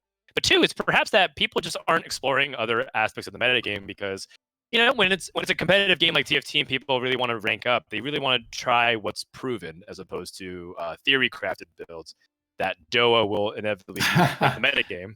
Some people want to play what's proven. Some people just always want to theory craft. That is true. That's right. Yeah. Wow. Darius gets Dunkalicious, but can't finish off Sona. And with that heal coming through, she might just have enough damage actually, because Jarvan's going to attack faster. But it's so close. The last heal comes through. And Sona, I think he actually got that in the end. Yeah. Wow. Becca did end up getting that win. And an all offensive carousel? No, there's one vest. There's like 4 bows on this carousel. 1 bow on a kale. Are you kidding me? ScottTheTeemo immediately beelines for everybody. Man. He hooks around. Huh. All right. Goes for the rod instead. No way, Shaco. Kale with a bow going to fall to the 3rd round? I can't believe it. That is absurd. I mean, it all depends on what you're committed to, I suppose. And D6 says, all right, well, nobody else is going to take this obviously great item champion combination. I will. Yeah. By all means, I am curious to see how D6 will pivot, if he is even pivoting. I can go ahead and check in on him. Yeah. Do it, man. So we're at the point where it's level 6. Now, I suppose if you're Becca, you start to kind of slow roll through this and try to find your Yasuo 3 and your Master Yi 3 if you can, where you've still got the 35% to pick up the 2 cost in the reroll. Yeah, it's the same essential pattern as you were doing with other compositions. You just roll the excess gold every single time. Don't try to go below 50. Use that interest gold as free rerolls so that way you can buy the champions and level up accordingly. Well, you mentioned that it was similar to Protectors, and that's one of the reasons why, is because it's one of the 2 comps, including Protectors, that rerolls generally a lot at level 6 and not as much at level 7 because you want to hit those 2 cost ones. Right. Protectors kind of tries to go one step earlier and roll a lot at 5 because the crux of their units are 2 costs. But yes, Yasuo is just as important as Master Yi, although I think most players would say that if you only could choose one, you'd probably want a 3-star Master Yi. Yep. So level 6 is a good spot to be at because you've got the 35% chance for both 2 cost and 3 cost. Finds the Yasuo too. Finally. Pretty nice. She's been holding to those 2 Yasuo since the beginning of the game. Yeah. Still no Yis popping up yet. But Ziggs is a good item holder. He's going to start to fall off soon. But for the majority of the early game, Ziggs is at 2 stars is really, really strong. Especially with a couple items on him. I do like this second Sona placement just because I think, Rebels do stack onto each other, and even if they're the same unit. And I think that ultimately she just needs a little bit more power. This is the medium legends, though. You can see that Becca would normally be in the 60s of her health, but because she has that extra 25, she's kind of chilling for a little bit of time here. She's okay with losing. Although I'm sure if she would rewrite history, she would prefer to lose that third battle as well, so she could have a full losing streak heading to this PV. Right. We did see Kitingishard is going for the Star Guardians build this time around. So maybe we will see Star Guardians win a lobby. He's doing okay with it right now. Haven't gotten a chance to go look over at his screen yet to judge him harshly, but we'll do that later. Let's see what Becca gets out of the infiltrators, though. If you could rename the infiltrators, what would you name them, Frodan? I feel like we need to rename these guys because it's the same name as the synergy, right? Yeah, I really don't know, especially since I'm not super familiar with League of Legends lore. I would defer to you. So as the almighty game designer, I would hire Doa. I'm going to go outside of League of Legends lore, and I'm going to name them the Street Sharks because they dive in, right? And they have really tiny back legs and really like big torsos and arms, just like the Street Sharks. Right. So and I'm going to call them Street Sharks. Round for stage 4, it would be the Space Jets. So you can have the Jets versus the Sharks, and then you can have the West Side Story play all. Yeah, I suppose you could have that. If I've heard if you're a jet all the way. So you're committed in that way, I suppose. Sure. Blitzcrank in the back grabs the Zoe right away. ScottTheTeemo actually going for Star Guardians as well. So contested Star Guardians. But again, look at that. Early Star Guardian charm on the Vel'Koz. That is a big pickup. Kind of an Nico too. Kind of an unfortunate lineup here for Becca. She ended up slamming a death cap onto her Ziggs to try and get that item. And a lot of times people do play death cap onto Master Yi, but I do know there's a heavy amount of discussion if the third item, along with Bramble Vest and Quicksilver, should be Ginsu's Rage Blade. And she ended up finding, I believe, a bow off that infiltrator, trying to use it. Doa taught me, which would have been great with the death cap. The Street Shark, yeah. The Street Shark. So kind of an unfortunate lineup there for Becca, and I'm pretty sure that, again, if she could rewrite the way that panned out, she would have loved to have that Rage Blade on Master Yi. I wonder if she's considering the Shojins on Yasuo as well. I'm not super familiar with this composition, honestly, but it feels like an item that if you're kind of lacking in other items you're looking for, wouldn't be terrible to put on Yasuo. Yeah, I think the most important thing, if you could choose a sword-based item for Yasuo, would be Guardian Angel, because Yasuo tends to throw himself at the carry, which provokes the carry to start attacking him. It's kind of like, he pokes the beehive, so to speak, or pokes the bear. He dives right into the beehive. Yeah, and so it kind of like is an interesting layer because Yasuo will target the carry will finish killing whatever they have, and they turn around and try to kill Yasuo. Yasuo dies, the carry turns around and shoots someone else, and then Yasuo kills the carry. Yep. So it's a really funny dynamic that happens there. So Becca did find the Master Yi too, and you can see her rolling down a little bit below 50. You can go down to 40 and just kind of roll that out as well. You don't miss that many rerolls by doing that. And where she's at the bottom of the lobby right now, you do feel like you kind of want to stabilize, but she runs right into Delicious Milk and the Mech Infiltrator. We'll see if she's strong enough to handle this board right now. Yeah, and the Master Yi with the death cap seems to be working out totally fine. Yeah. And again, like I said, it's a debate. It's not an objective fact. She did have the chance to even pull that bow. Remember, they had a 4 bow carousel, so she definitely has a chance to get that Rage Blade. It seems like she does prioritize the death cap. So, she's put a lot more reps into this composition. I played it 3 times, and I felt like I understood it, but I didn't really want to play too much more because I didn't want to fast 8th if someone else went it. So we'll see if Becca's able to pull it back, but for now, she has that Guardian Angel ready for Yasuo. All right, we're going to swap over to Kitingishard and his perspective right now. Star Guardian Sorcerer is online, and he's second in the lobby right now, so has to wait a little bit for the pick. He's got a rod, and as you mentioned earlier, the belt can turn into a trap claw, which is another good item to put on Syndra. So we'll see what he goes. Well, he did go with the belt, but we'll see what he has as far as items on the rest of his champions once the carousel is done with. Yeah, if he gets the belt, looks like he's prioritizing Trap Claw. Yep, for sure. And he's got the ability to build it too, actually. I didn't see he's got the 2 gloves on his board already. So yeah, there it is, Trap Claw and Syndra. And that is not a perfect Syndra, but that is a near perfect Syndra right now. I mean, if you're going to have a 2-star, if you're not finding the 3-star anytime soon, the death cap is great for the extra damage. And then she just absolutely obliterates people if you hit the 3-star.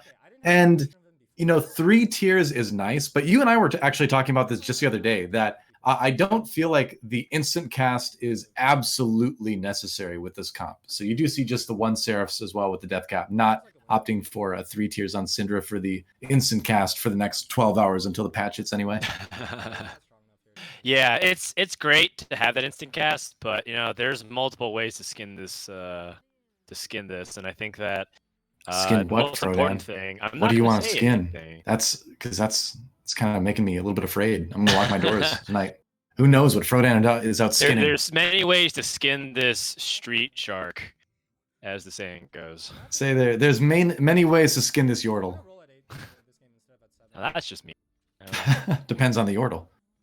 I suppose so. 2 players on fire in our lobby, Mismatchedsocks and Kiting. As you see in front of you, Kiting does have that Star Guardian Sorcerer. Mismatchedsocks, on the other hand, playing his Dark Star composition that he loves, specifically with that Trap Claw. Yeah, he only had 1 tier, and he used it to make the Star Guardian item. So that's a little bit interesting. But getting the Star Guardian item on Vel'Koz is probably worth it. Can't say it's 100% worth it, but it seems like it probably is worth it.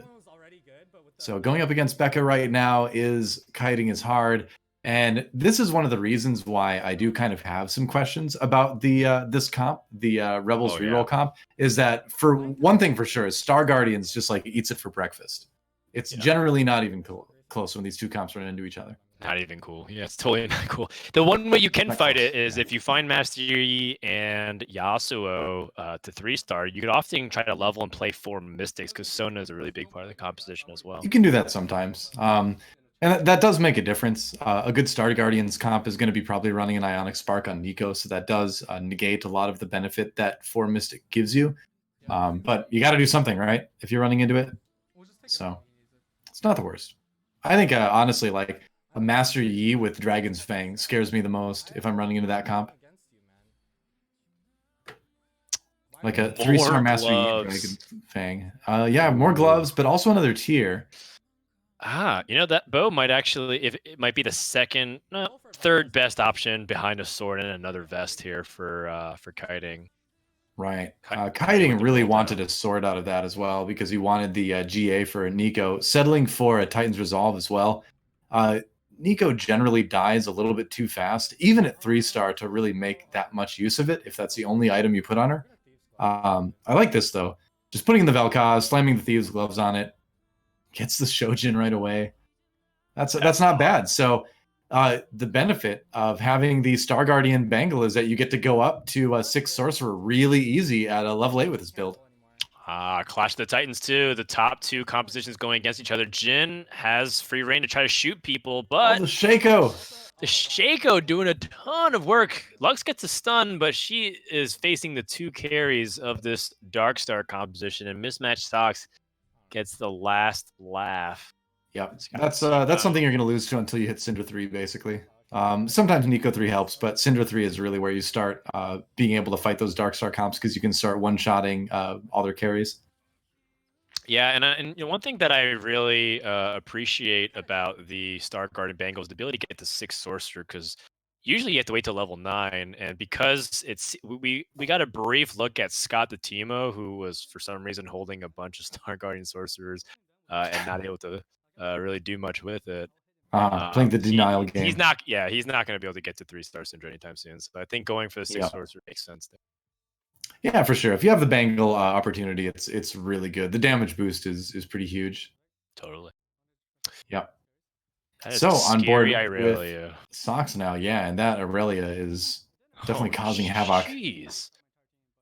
The Look out, trap Jin. Oh, claw. all right, though. Jin kills it. And yeah, the trap claw comes up big, and Shaco relatively untouched in the back line. Yeah, Kurum takes a pretty significant hit. Can Mismatchedsocks be stopped? The win streak is starting here. Yeah, for sure. I really like the addition of Celestial, again, that we're seeing a lot of right now. It pairs well with the Ashe, obviously, that you're going to put in for the Sniper to pair with Jin. And then why not add in a Kassadin? You know, he does provide that crowd control.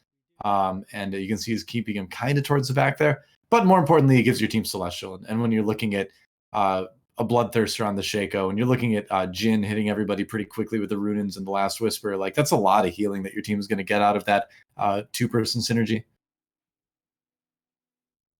I like it. Yep, I'm a so fan. this is Scott. He does have the Star Guardian Jewel, so he does have a pretty decent shot at dealing that damage, but looks like he just kind of gets overrun and he might be on his last life. Yep. Um, and dying this early into stage 5 feels a little bit early because of the extra 25 health. Scott likely to take 8th here in this spot, especially because, again, Kiting has like the better version of his comp.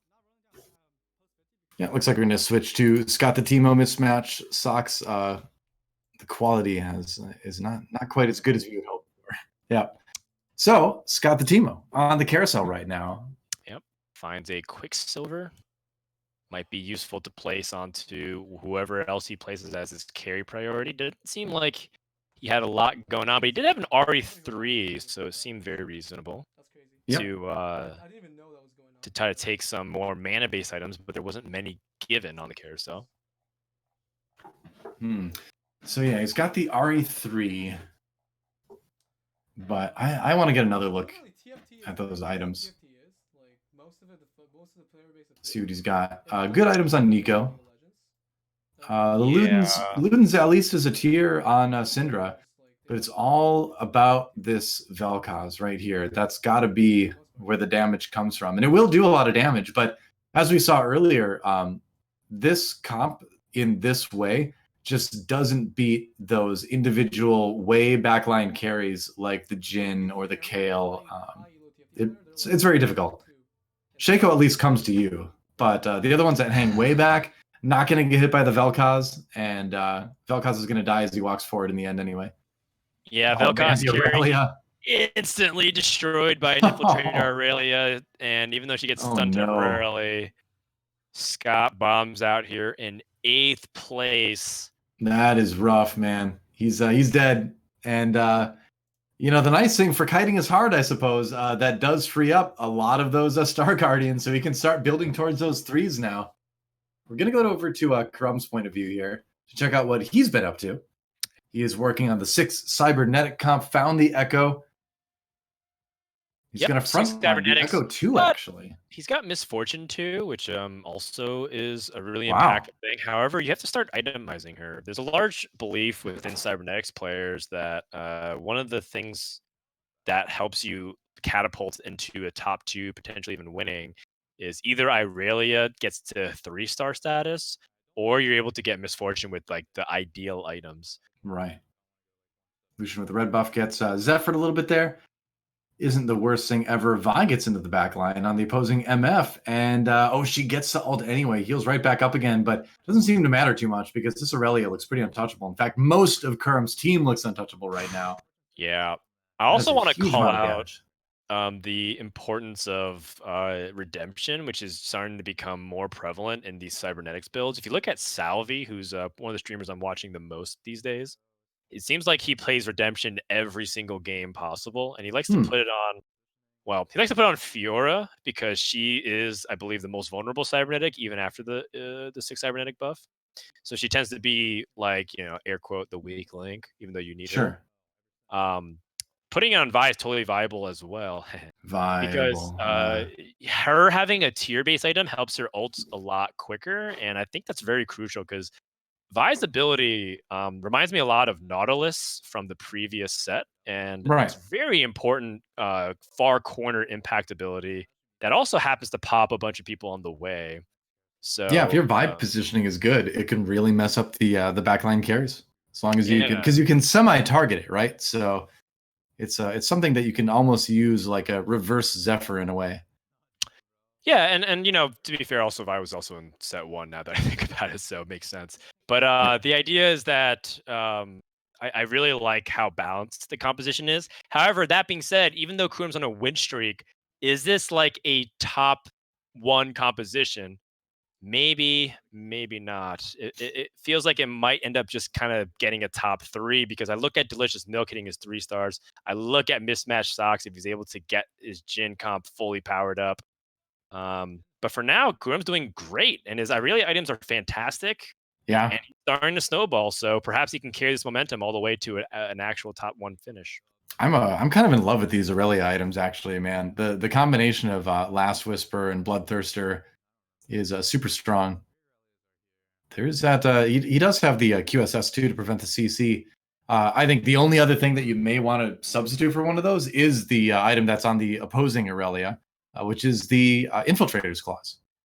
Just because it helps her avoid those, avoid getting stuck on tanks, which is the Achilles heel of Aurelia. Yeah, there was a data dive being done by someone on the competitive subreddit that was basically looking at all the top challenger games and their itemization, and it turned out that Infiltrator Claw was the second most popular item on Aurelia across It many does not tournaments. surprise me at all. Yeah. Yeah. Kitingishard trying to get the win with his comp right now. He has the Lux 3, but still missing the Cinder 3. Does he have it? No, he does have the Cinder 3. This Misfortune That's gonna barely give him the win. surviving, but doesn't really matter. Yeah. Wow. And Lux 3, especially with the Star Guardian Jewel, is never something to be underestimated. Lux, even without the Star Guardian edition, is a champion that can put out a ton of damage at rank 3. And funny enough, is a champion that if you're playing Star Guardians and you end up with a lot of random like AD item, attack damage items, you can put them on Lux, and Lux 3 actually puts them to pretty good use. So she even gets weirdly good when you build her as AD carry at 3 stars. It's Lux is strange. And the CC is amazing too, of course. But yeah, I think Lux is an unsung hero of the Star Guardians comp. I think a lot of people look at Syndra, Nico, maybe even Ari before they'll look at Lux as potentially being one of the best units on their comp. yeah, I have 3-starred Lux a lot more than I've 3-starred Ari as far as the third one goes. But MF, What is happening this battle? So many Echo ultimates and zapping Seriously. going along. And we kind of talked about how Kurum might not be a top 3, a top 2 composition. He might be skirting it in third, but he might not even make it to the top 4 at this rate. Yeah, it's looking a little bit risky right now. We'll see what items he picks up. The Deathblade is a little bit tempting, I guess. He's kind of mulling it over. I'm not even sure what I would pick if I were him. Okay, so he goes for the Negatron cloak. Okay. So this is he one must of have something to combine there. This is one of the new aspects of the carousel, which I am still kind of feeling out myself, which is half of it's complete item, half of it is not completed items. And it's largely because you might have that floating component. He has a floating, I believe, rod spatula, and a belt. I think. Yeah, he can make the celestial item as well. And a spatula as well. You're right. Yeah. But you're right, the belt is there as well, so he could make a Zephyr. Could make a Ionic Spark actually with the Fiora if he wanted to, but I really wonder if there's something you can do with the Celestial, possibly, because you do have the Cassidon in there, right? Whew, does he already? Yeah. So this gives him Celestial as well because of the Cassidon. That's actually theoretically really good. At least it seems good to me when you think about it on paper. We'll see how it performs right now. He's going up against a Ghost. Both Thresh and Lulu as 2 stars in his shop, and he's choosing not to buy it, which takes a lot of restraint, to say the least. I usually snap call those, especially because Lulu and Thresh 2 tend to work really well together with Thresh pulls Lulu in. Sure. Oh, he lives with 1 HP. Is he going to commit to this, or is he just going to chill? He's selling. He's sold selling everything. He's going to go for Irelia 3. Is that his game plan? I mean, my goodness. You can't deny that that's probably his only win condition, and maybe his only top 4 condition at this point is 3-starring that Aurelia. I don't know. There's another cybernetics player in the lobby. It's really unlikely that you're going to be able to get an Irelia 3. If your opponent has Irelia 2 and buys a single Irelia, You're you're not not going to wrong. be able to get it. There's only 12 of them in the pool, and so if someone has 4 of them, you can't get the 9th. I mean, he must have scouted, right? But it is kind of rough. You do wonder what the Thresh might have done, or the Lulu in for the Kassadin for one of the Celestial. You lose Mana Reaver that way, but it might have been worth it. Who knows? Gets in the back line here. That Vel'Koz, though, doing a good amount of damage. We'll see what Echo can get accomplished. And it looks like he's going to have enough to stay alive. Ooh, wow. Top 4 for Kurumx.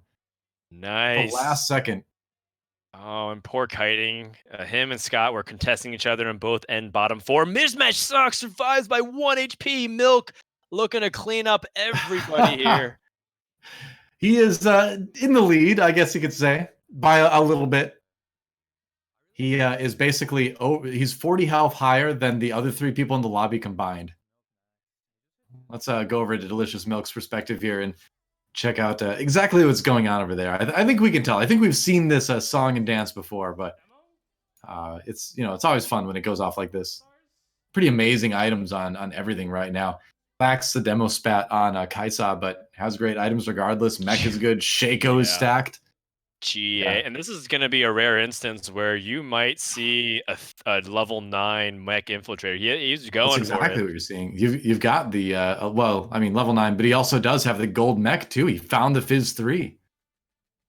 Right, and so I haven't ever, I've played a handful of mech infiltrator games. I try not to play too much of it, but I've never even gotten to this spot before as level 9. I've always been like level 8 max, and I top out there. Yeah, I've never seen a mech infiltrator player get to this level before. I've heard stories. I've heard the legends, right? Yeah. But here we are. And he's going to clean everything up.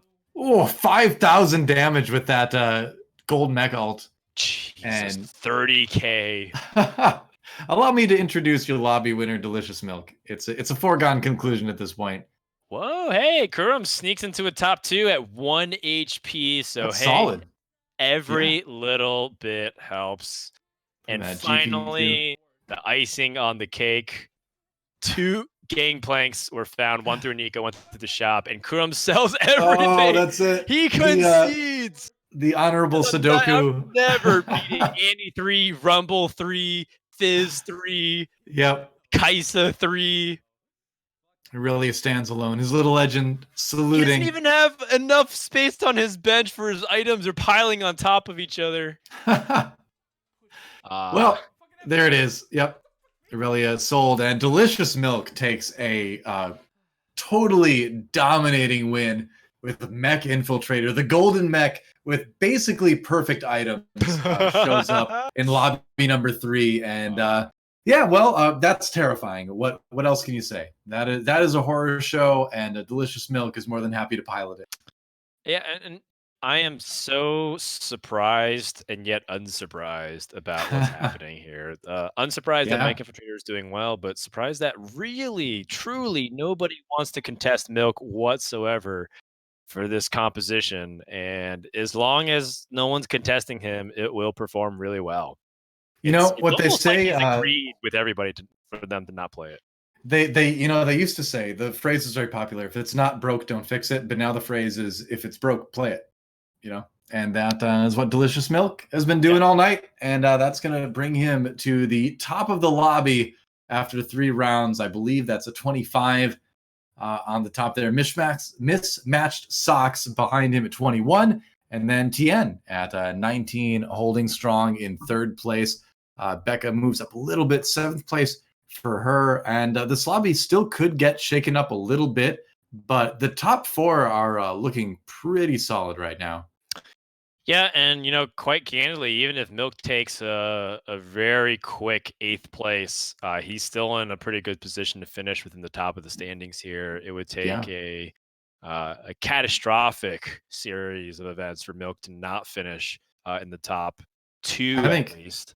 Somebody just has to be like the sacrificial player and like stop Delicious Milk from doing this, because he's got a 2nd, a 3rd, and a 1st today. Somebody has to contest him. Like, he can't keep getting away with this. I offer ScottTheTeemo as tribute. Somebody's got to do it. He was contesting kiting last game. Now he can contest milk. And I mean, I'm messaging everybody else. It's not collusion. We're doing this for the greater good, right? Somebody has to stop certainly. Delicious Milk. Otherwise, you're just accepting Delicious Milk as your new overlord, basically. So, right. I'm just saying, And it's in the players' hands. It's especially painful given that Scott did call out Delicious Milk in particular because of the fact that Milk, very unashamedly spams like the best comp in the game. And I think that ends up being a point of contention for some people because they feel like, you know what, TFT is about a game like where you adapt. But if you look at the way Milk's playing his games, even though they all land on the same spot, he has multiple angles of attack. So you might think that you can force him off Mech Infiltrator just by playing and contesting it, but we've seen him. That's what happened last week. Him and Kurumx both were playing Mech Infiltrator, and Milk still was coming out on top most of the time, even though he did lose a couple of rounds. That's right. So we are going to jump right into our final lobby of the day, and it is another Medium Legends lobby. And we're on board with Delicious Milk as he gets started with his 4th Mech Infiltrator game of the day. And will it be another top 3? Yesterday we didn't really see many different galaxies. Today, 4 games, 4 different galaxies, except for Medium Legends repeating twice. We had Nicoverse, we had Lilac, and we had the Medium Legends. Yeah, pretty much one of each and an extra one of the Medium Legends. Yeah, and it's almost to the point where normal galaxy is rare, according to the games that we've seen today. So, well, what is it? A 55% chance to hit a normal galaxy? So that's only slightly more than half. Did I get that percentage right? I think I did. I believe it is 55-45. I don't know which side it is on, personally. I think it's 55% chance to hit a normal game, 45% chance to hit a special galaxy. If Mort's still in chat, I'm sure he can confirm. But right now, Delicious Milk finds a belt. So with that belt was taken off the carousel. This is a game where Milk doesn't have a vest start. And with the chain vest in the beginning, it helps kind of frame how you're going to be able to snowball the early game. So for example, if you found another vest here, that doesn't make a Bramble vest anymore. And that Bramble vest helps save a bunch of HP, maybe even start winning him games the moment he needs to. Just find a Morello Nomicon, which does pair well with a Kaisa, so perhaps that's how you'll start building. TF2, the other options are Darius for Space Pirates. You got the Mordekaiser for an early strong Vanguard start. He's going to focus on the Darius over the TF, for now anyway. Well, you're forgetting one thing, which is Milk never wants to win in Stage 2. That is true. Yeah. I bet you can ask Milk the last time he's tried to win Stage 2, and I think that he would legitimately say when he was first learning the game in Set 1. See, I can't help it, man. I only look at things from the winner's perspective, Oh, that's because you're a winner. How can I win this round? Yep, that's all I care about. Accidentally 2 stars, the TF better take that out. Well, you don't want to lose too much HP. As we saw previously, Milk's been, he's been winning with like a dozen hit points or so. And that could just be like 3 battles where, he won or he saved a little bit HP. And that ends up making a big difference. Open fording is kind of an art form as well, in that you want to lose, but you want to lose by theoretically as little as possible. So if you can take out 1 or 2, maybe even 3 of their champions before losing, that's ideal. Right, and he's kind of capitalized on the fact that he knows other people want to win streak. I mean, it's very, very important to the core part of the strategy. However, this is lined up very nicely for Twisted Fate to take out 3. Why did he put TF in such an ideal position? Oh no! I know. He actually lined it up perfectly, and for the first time since Set 1, he wins a round in round 2. Is he committed to win streaking now? No. This is an unusual place. You don't do that. You don't do that with Mech Infiltrate. I don't believe. Oh wait, what is this? Fiora 2. Yeah. What are these upgrading your units shenanigans? He's now scouting around. A couple of these boards look a lot stronger than him, particularly the ones that feature Bramble Vest, but he does have a Twisted Fate. He could improve his board significantly. All he has to do is place that Blitzcrank in. Chooses instead to just level and play Fiora, which is also another power spike. Oh, speaking of more open fording, Tien doing his best to lose as well with just the Poppy and the Zoe. Is this the fabled Doa tribute Star Guardians game in the making? Well, I mean, You a don't couple need of to do Star that, Tien. Guardians were attempted, but I don't want to be responsible for this. No Star Guardians have taken the top yet. Man, it is a little bit crazy, actually. Like, I am starting. I can't believe I'm saying this, but I am starting to lose a little bit of faith in Star Guardians. We'll see what happens after the patch. But again, it's a reroll comp. You know, you slow rolled 7, and with the damage changes, I am wondering just how able I'll be to continue playing it. We'll see. Yeah, might have to do it in a different way too. Mm-hmm. But where you do really need those 3 stars, I am concerned. Yes.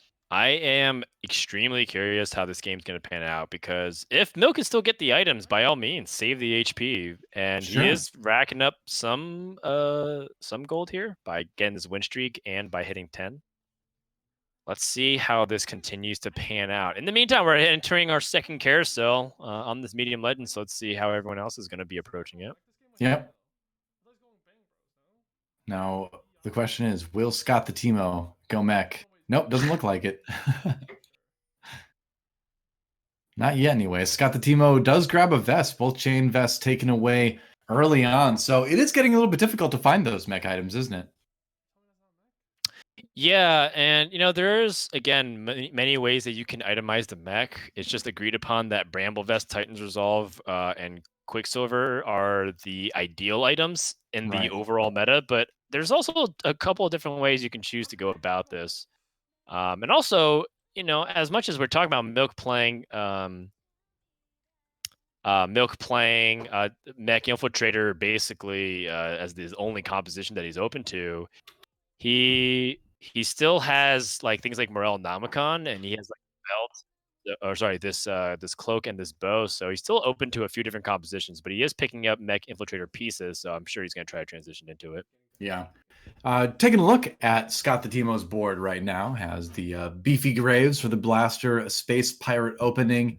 But looks like he may be going for the reroll Rebels here. He's got Yasuo, and he found Master Yi pretty early. So that's a possibility. It's a possibility. I do think that if it doesn't work out for him, he does have a backup KO plan, which incidentally uses these items very well. The third item that he's looking for is that Bramble Vest, and that would be the holy trinity of Master Yi items. We did see Becca go for the Death Cap, and again, I think Death Cap versus Rageblade, I'm sure you could convince me either way. But it looks like Scott did end up winning, which I don't think he was necessarily planning on doing. But Master Yi got pulled in at the last moment. Yeah, maybe he just commits to it anyways. Maybe just like plays the other rebels instead and tries to commit to the win streak. Possibly. We'll see. Just going down to going up to 20 gold to make Econ. Yeah, Pirate Gold is still pretty solid, even if you don't win. Right. And it's not like he's building a massive win streak anyways, so I think this is fine. Yeah. He's gonna, I mean, after Terror Bursters, you probably need to make some changes, because then the Space Pirate openings tend to start to fall off just a bit. Yeah, totally. He's in a pretty okay spot to transition for the PvE round, but looks like he gets absolutely manhandled by the Zaya composition. Yeah. That Zaya 2-star with a bunch of items is really, really strong right now. She's become one of the best item carriers through round 2. And I've heard there were some people that were even 3-starring her and actually like trying to make her a carry. What do you think about that? It's pretty uncommon, but I've seen people like espousing the value of it. I'm not so convinced. It feels a little too ambitious to me. I think 1-star carries for this set for Galaxies is a thing of the past. It used to be very much the case when in the first 2 sets, when you had units like Tristana and Kog'Maw that had really powerful late game scaling if they had the proper items. Yeah.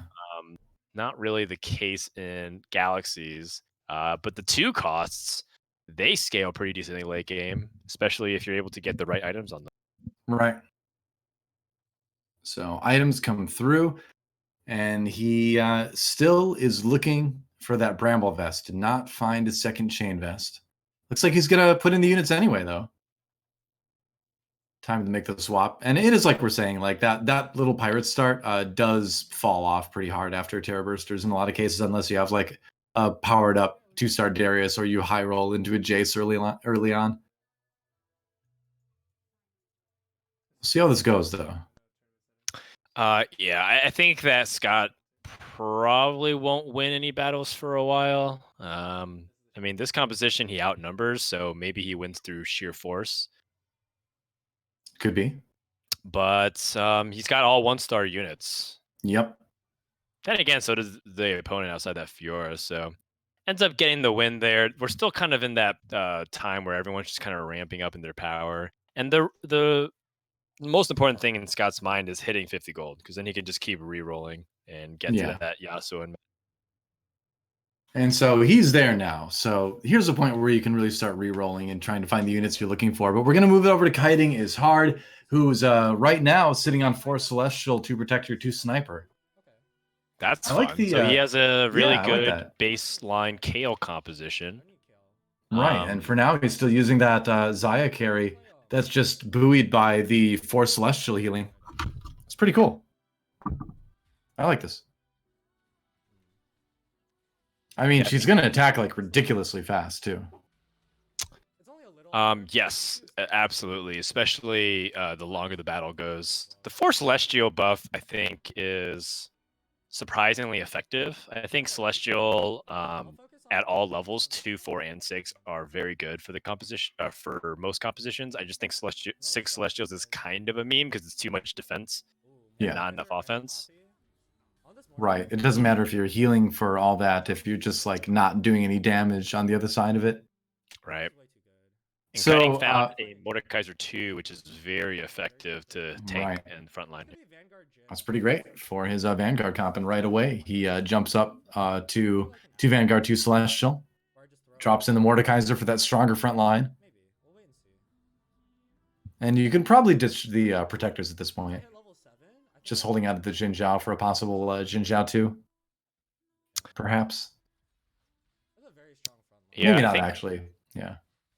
Most likely not, because that'll probably cost him gold. But at the same time, if he does find another Xin Zhao, that's better than, I don't know, like kind of better than the Caitlyn and the Ashe 1. Possibly. Unless he wants to hold on to the sniper buff. The dream is dead, though. The 100 perfect game is gone, and Delicious Milk, who has stayed the course of winning streaking, is going to pick last. 4 spatulas on this carousel. Oh boy. We're going to see some crazy stuff this game with 4 spats. So if anyone wanted to go Star Guardians, now's one of the times. Yeah, so that's the thing. Like now, because 4 spatulas are on there, Milk's guaranteed a spatula at this point. Yep. Which means that he can go the Demolitionist spat, which is one of the most important items for the composition, I'd say. And he doesn't even really get a choice. He has to pick up a spatula. Well, we'll see if he's got a rod back at home to use on this. I wonder. Either way, it's an Ashe 2, actually, for Kitingishard, so he does find one of the upgrades he's been looking for. It kind of nice to hit that Ashe 2 early. Goes up to 4 Vanguard now as he drops in the Poppy and the Wukong. So definitely looking like Vanguard Sniper at the moment. Still lacking that Jace and the Jin. Still wondering if, like you mentioned, Frodan, that he might be going for a Kale as well, because those items are really, really good on Kale. Yeah. And do you think this is maybe just Vanguard Sniper as he finds the Kale comp pieces? Yeah, I would say that this is mainly a Kale-based composition with a lot of upside to using Xayah as an early game carrier. Right. She just becomes a machine gun. Like, look at that. Not a lot of damage, but it's very consistent damage. Oh, goodbye, Ashe Arrow. All right, so another Kassadin gets picked up. And what's it going to be after that? little bit of scouting here. So there's a lot of ways you can go about this transition. You can choose to play Chronos, which is a really common thing to do, and that involves getting things like Shen, Blitz. Usually you can play like Caitlyn, TF, you try to ideally get Wukong and Ezreal, and then ideally Thresh. I basically just named all the Chrono units. So. But you want to play 4 Chronos because that 35% stacks really adds up, especially if you're playing Rageblade. And there just becomes a tipping point where you're dealing like 4 or 5 attacks per second, and it just gets overwhelming. And it doesn't really matter too much for Xayah, especially if someone has a bunch of armor. Like if you're going against a 4 Vanguard composition, Xayah 2 is still not going to do a lot. But if you get Kayle and she's doing AoE magic damage, even a Kayle 1 with double Rageblade Hand of Justice really slaps.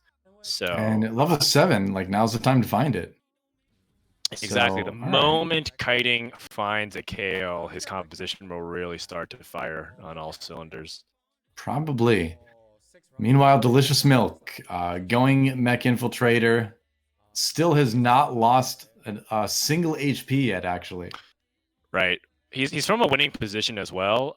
So you can see that he's choosing to utilize double belts for his mech. And again, I think this is like a really good demonstration of playing mech from being ahead. And that's a thing that I feel like is a position that I don't really see people do very often. Force of nature for Kiting is hard. Getting that extra slot to put a champion in. Now things get really interesting. So we'll see what he decides to build. He puts the Celestial in right away. Still looking for that Kayle, though.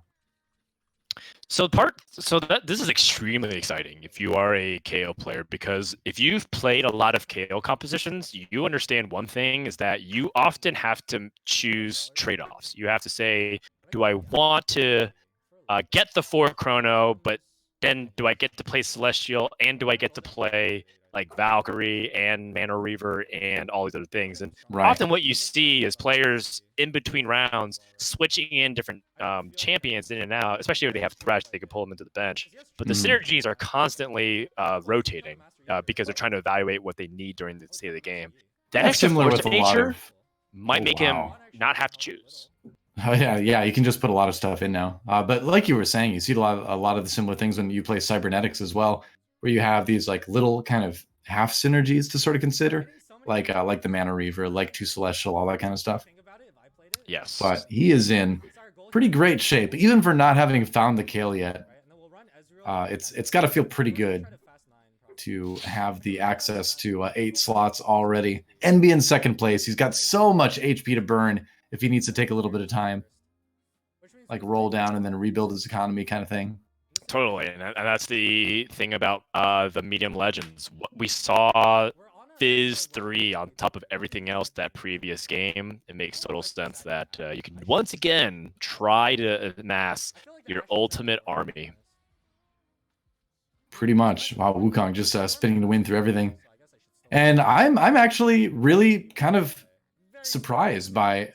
All right, I was about to say how great the Xayah was actually doing this late in the game, and then that happened, so never mind. The Xayah dream is dead.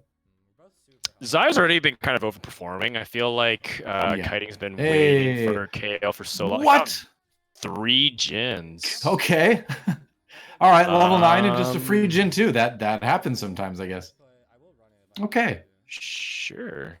Getting ready to move over to Blade Masters by picking up the Shen. But this is kind of disgusting. Yeah, it's weird because I don't know if he was originally gearing for this kind of composition, but he might just have Jin hold the Rageblade items for the meantime. Right. Now on board with Becca. Shifting gears a little bit, Becca has gone for the Star Guardians. This is a composition that she won game 4 with in the first day of Giant Slayer series, actually. Or no, she's just watching a different board, actually. My bad. We just swapped over. Yeah.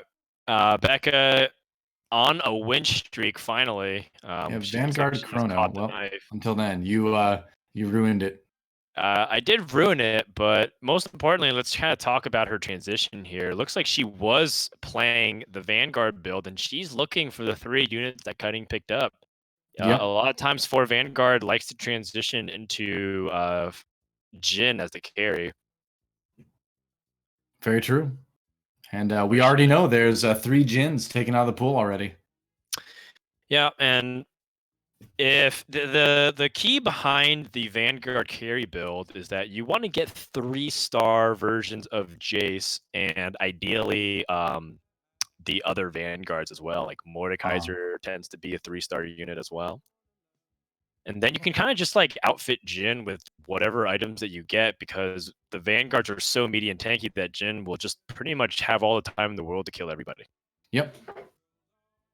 And it's interesting because Jin used to be like the primary focus and is still sort of the primary focus of various compositions, but he is, if you're going for the more Jace-oriented carry version of 4, he does become kind of the item dumpster there. So maybe, do you possibly grab the Jin? Yeah, okay. I would hope so. Picks up the Jin. I was very surprised that it took her that long to make that decision, actually. Goes for it, and Bramble Vest, probably not on the Jin. Puts on the Jace instead. Yep, I think that is wise. Anticipating, hopefully finding the Jace 3 at some point, but not a lot of health to work with. 60 HP still is reasonable, but yeah, she'd be in the 30s if that wasn't the medium legends. I will say, too, that Becca has a couple of awkward items, like... Yeah. She has a 3rd spatula that she's not going to really need right now, unless she's given a 4th spatula and plays 2 Force of Natures, which would just be... That just wouldn't happen ever, right, Doa? I mean, it's rare. It's rare, but not unheard of. You never know. That would never, ever happen. I feel like I'm supposed to be remembering a game where you got this. No, I'm just setting it up so that if it ever happens, yeah. I mean, you have gotten this in the past, right? I mean, everybody's had one double Force of Nature game, I think, by now. Sure, that's right. But that wasn't in this set. I got a double Force of Nature a long time ago, back when you can get Force of Natures very commonly on the carousel. Same here. I think I did mine in set 2 before they took all the spats off the carousel. Mm-hmm. Well, here comes Delicious Milk, who has lost a little bit of HP, but doesn't look like he's going to be losing any in this round. Yeah, and he's got Titan's Resolve. His Kai'Sa has found the Demolition Spat.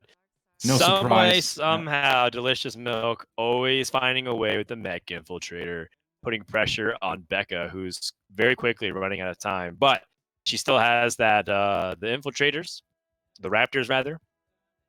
Let's see what comes out. I'm spotting just a little awkwardness in her transition here. Like I don't know if the 4 chrono with Jin seems entirely reasonable, but it's just not having the impact that she wants. It's not really stopping the momentum from going against her. Well, when your front line dies quickly, like you don't get a lot of time to utilize the chrono buff, and it seems like that's kind of holding her back a little bit. That by the time the 4 chrono thing goes off, Jin is just like surrounded by the enemy team. Right. And it might just be too quick the other direction. Right. Kassadin 2, there's the Thresh.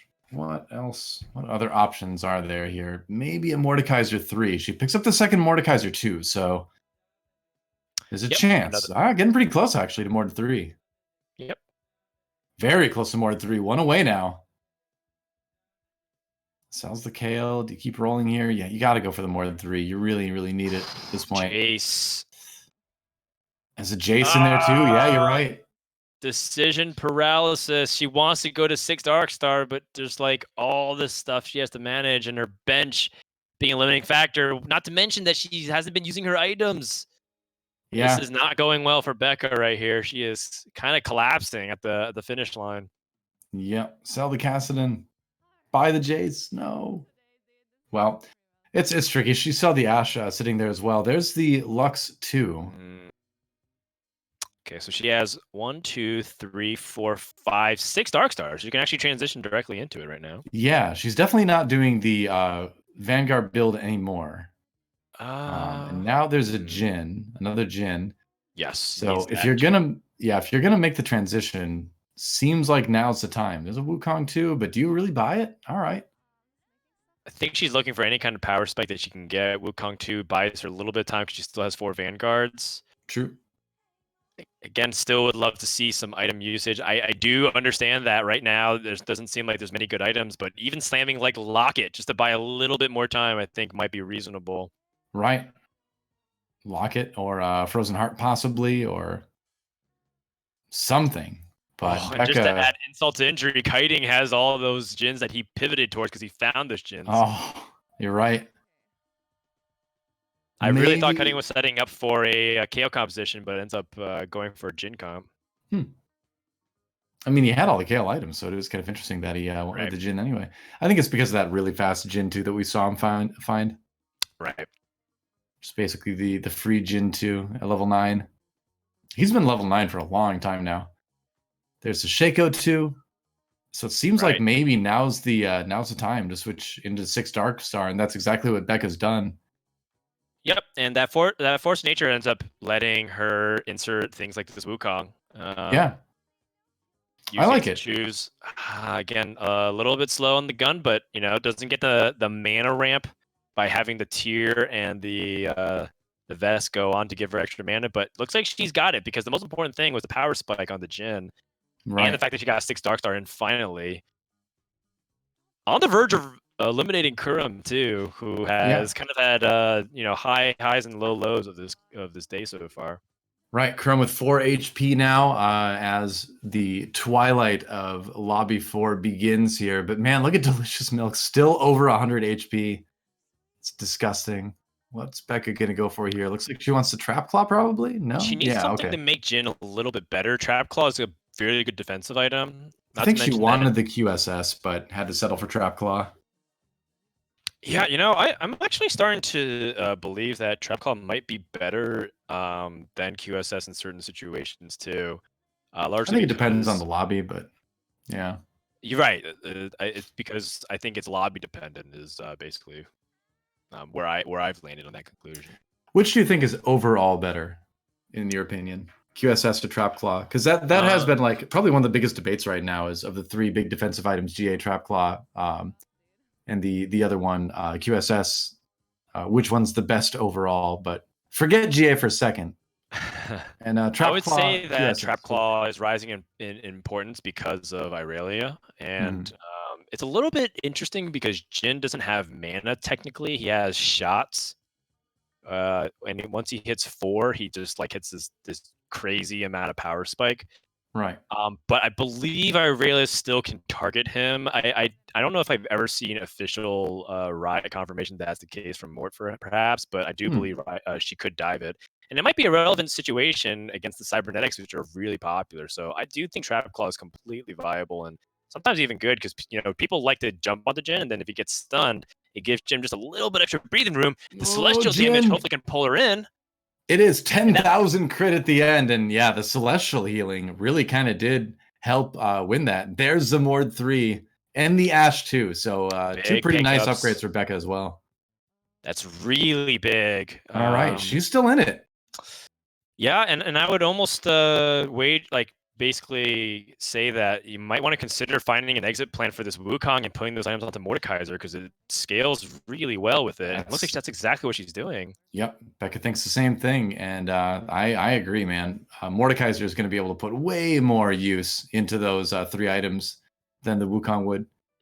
Yeah, and Wukong's disruption is great and all, but you just need to stall. You don't really need to disrupt as much as you just need to stay alive. And Mordekaiser at 3-star, you can just see him. He's absorbing all rebel damage, but that Jinx damage with the red buff is just so much. Red buff just chews through Mord 3. Becca's still alive at 1 HP though.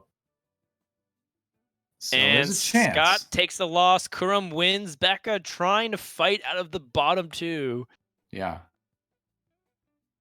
Red buff is not that helpful for her. Red buff is the mortal enemy of her comp, but now she'll have to try to put it to use. What do you think about the red buff just throwing that on Jin just to give him 3 items? Because at this point in the game, you've got 1 HP. Maybe you just might as well do that because he's going to live probably the longest. Yeah, I don't know. You could also convince me that Ashe could use it just so you spread your sniper effects a little bit. You can convince me that Shaco could use it too because Shaco just needs a little bit extra damage to start getting him going. Technically, red buff is defensive stats, so you could give it to one of your frontliners. I don't know. It's tough. Yeah. Either way, I'm pretty convinced that Becca is at best playing for a 6th place spot here. But let's see if she picks up anything on the roll down to change that fact. Right. Finds the Jace 2, which does feel good. Rolls past another one. Not going for the Jace 3. Obviously, the time is kind of run out to go for something like that. There's a Jarvan too, so at least she picks up another little upgrade for the board.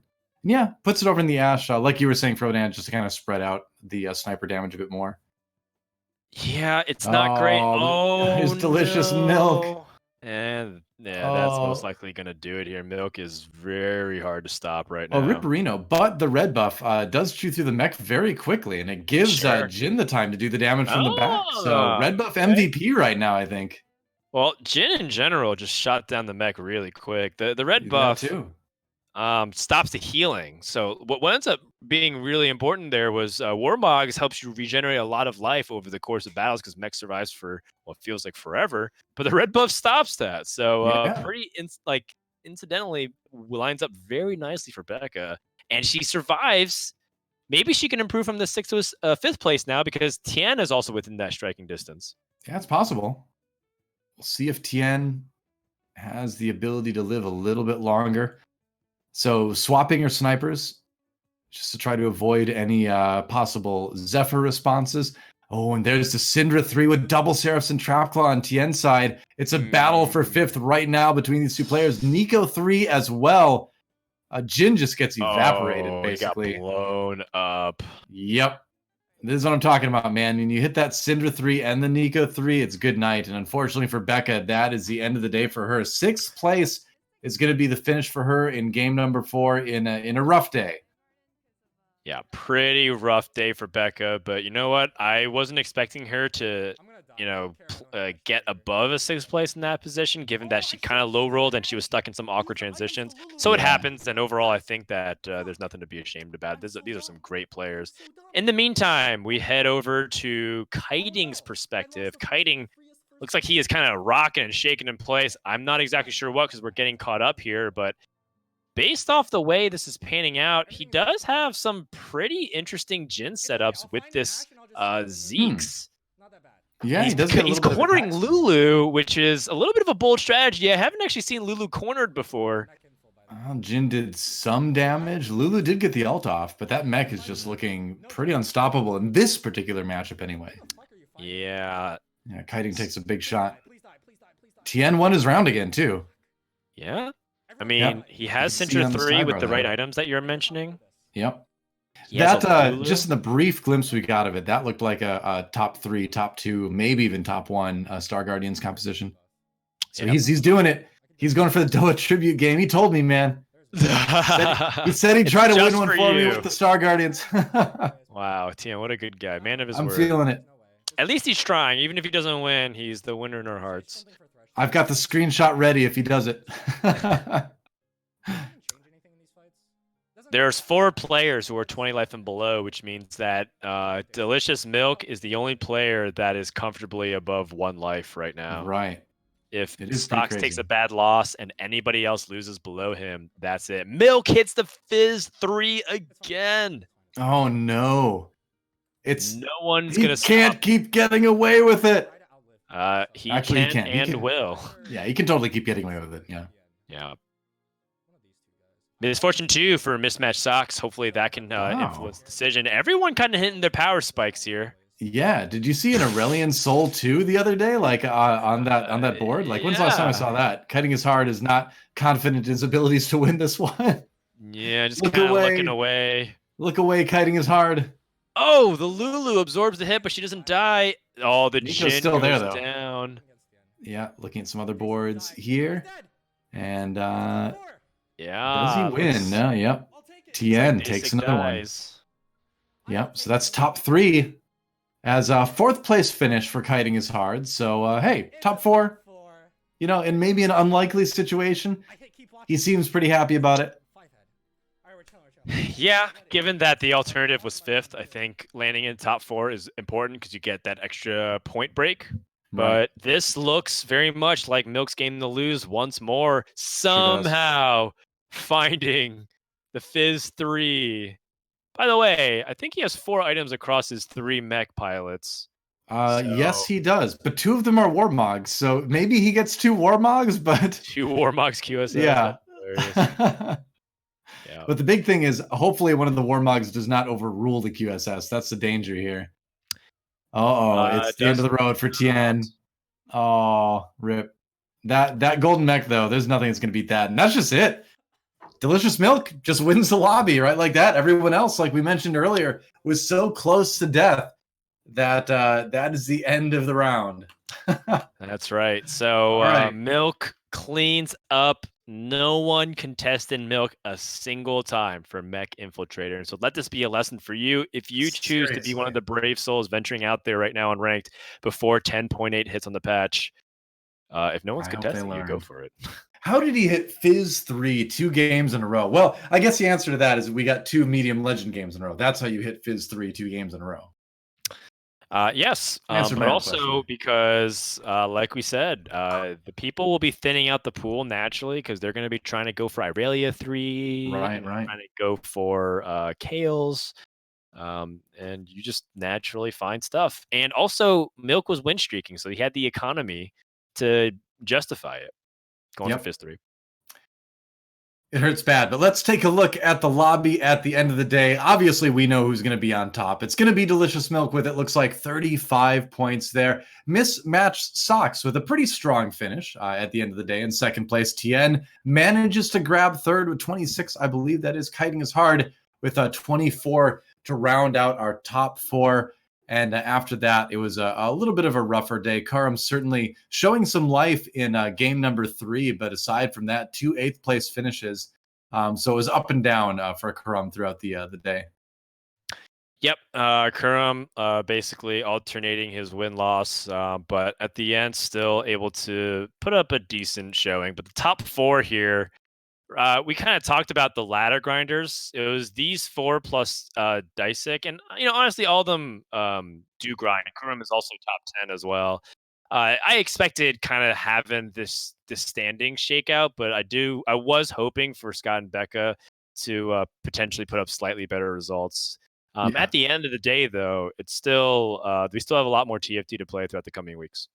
Absolutely, and that's like I mentioned earlier, one of the things I really like about this tournament is that you do have a lot of chances to prove yourself if you do end up having some rough days like this was for some of the players. Got it. Yep. Well, we are going to be joined by Delicious Milk for an interview. Seems that way. I'm not sure if he has joined us yet. Milk, are you there? No, he has not joined us yet. I'm looking at the call right now. He's not in here, but we can anticipate the exciting emergence of Delicious Milk soon for the interview. It seems like we already talked to him once last week after he went 8th in one game, but then managed second, first. Today gets a second place, gets third place, and then 2 first places in a row. And I believe he's in here right now. Delicious Milk, you dirty mech abuser. Are you here? Yeah. Mech. You mech, and no one's stopping you. Yes. How did you convince people to not because I told everyone that if 2 people in the comp were going to go 7th, 8th, and Kurumx experienced that firsthand last time, So everyone understands that if you both go mech, you're probably both going to bot 4. I suppose it's better to top 4 than go 7th and 8th with you, huh? Yes. That's what I told people. That seems to be working. Yes, it doesn't work in solo queue though, apparently, because people will go 8th with you every game. Oh yeah, because they can just queue up again. In tournaments, you only have 4 games, so I think people they panic and they have to eject. Because only supports 1 person. They have to accept it. Yeah. So here's the question: the patch comes in tomorrow. How does that affect your me mech life? Does it affect it? I might have to move from me mech to me Star Guardian every game.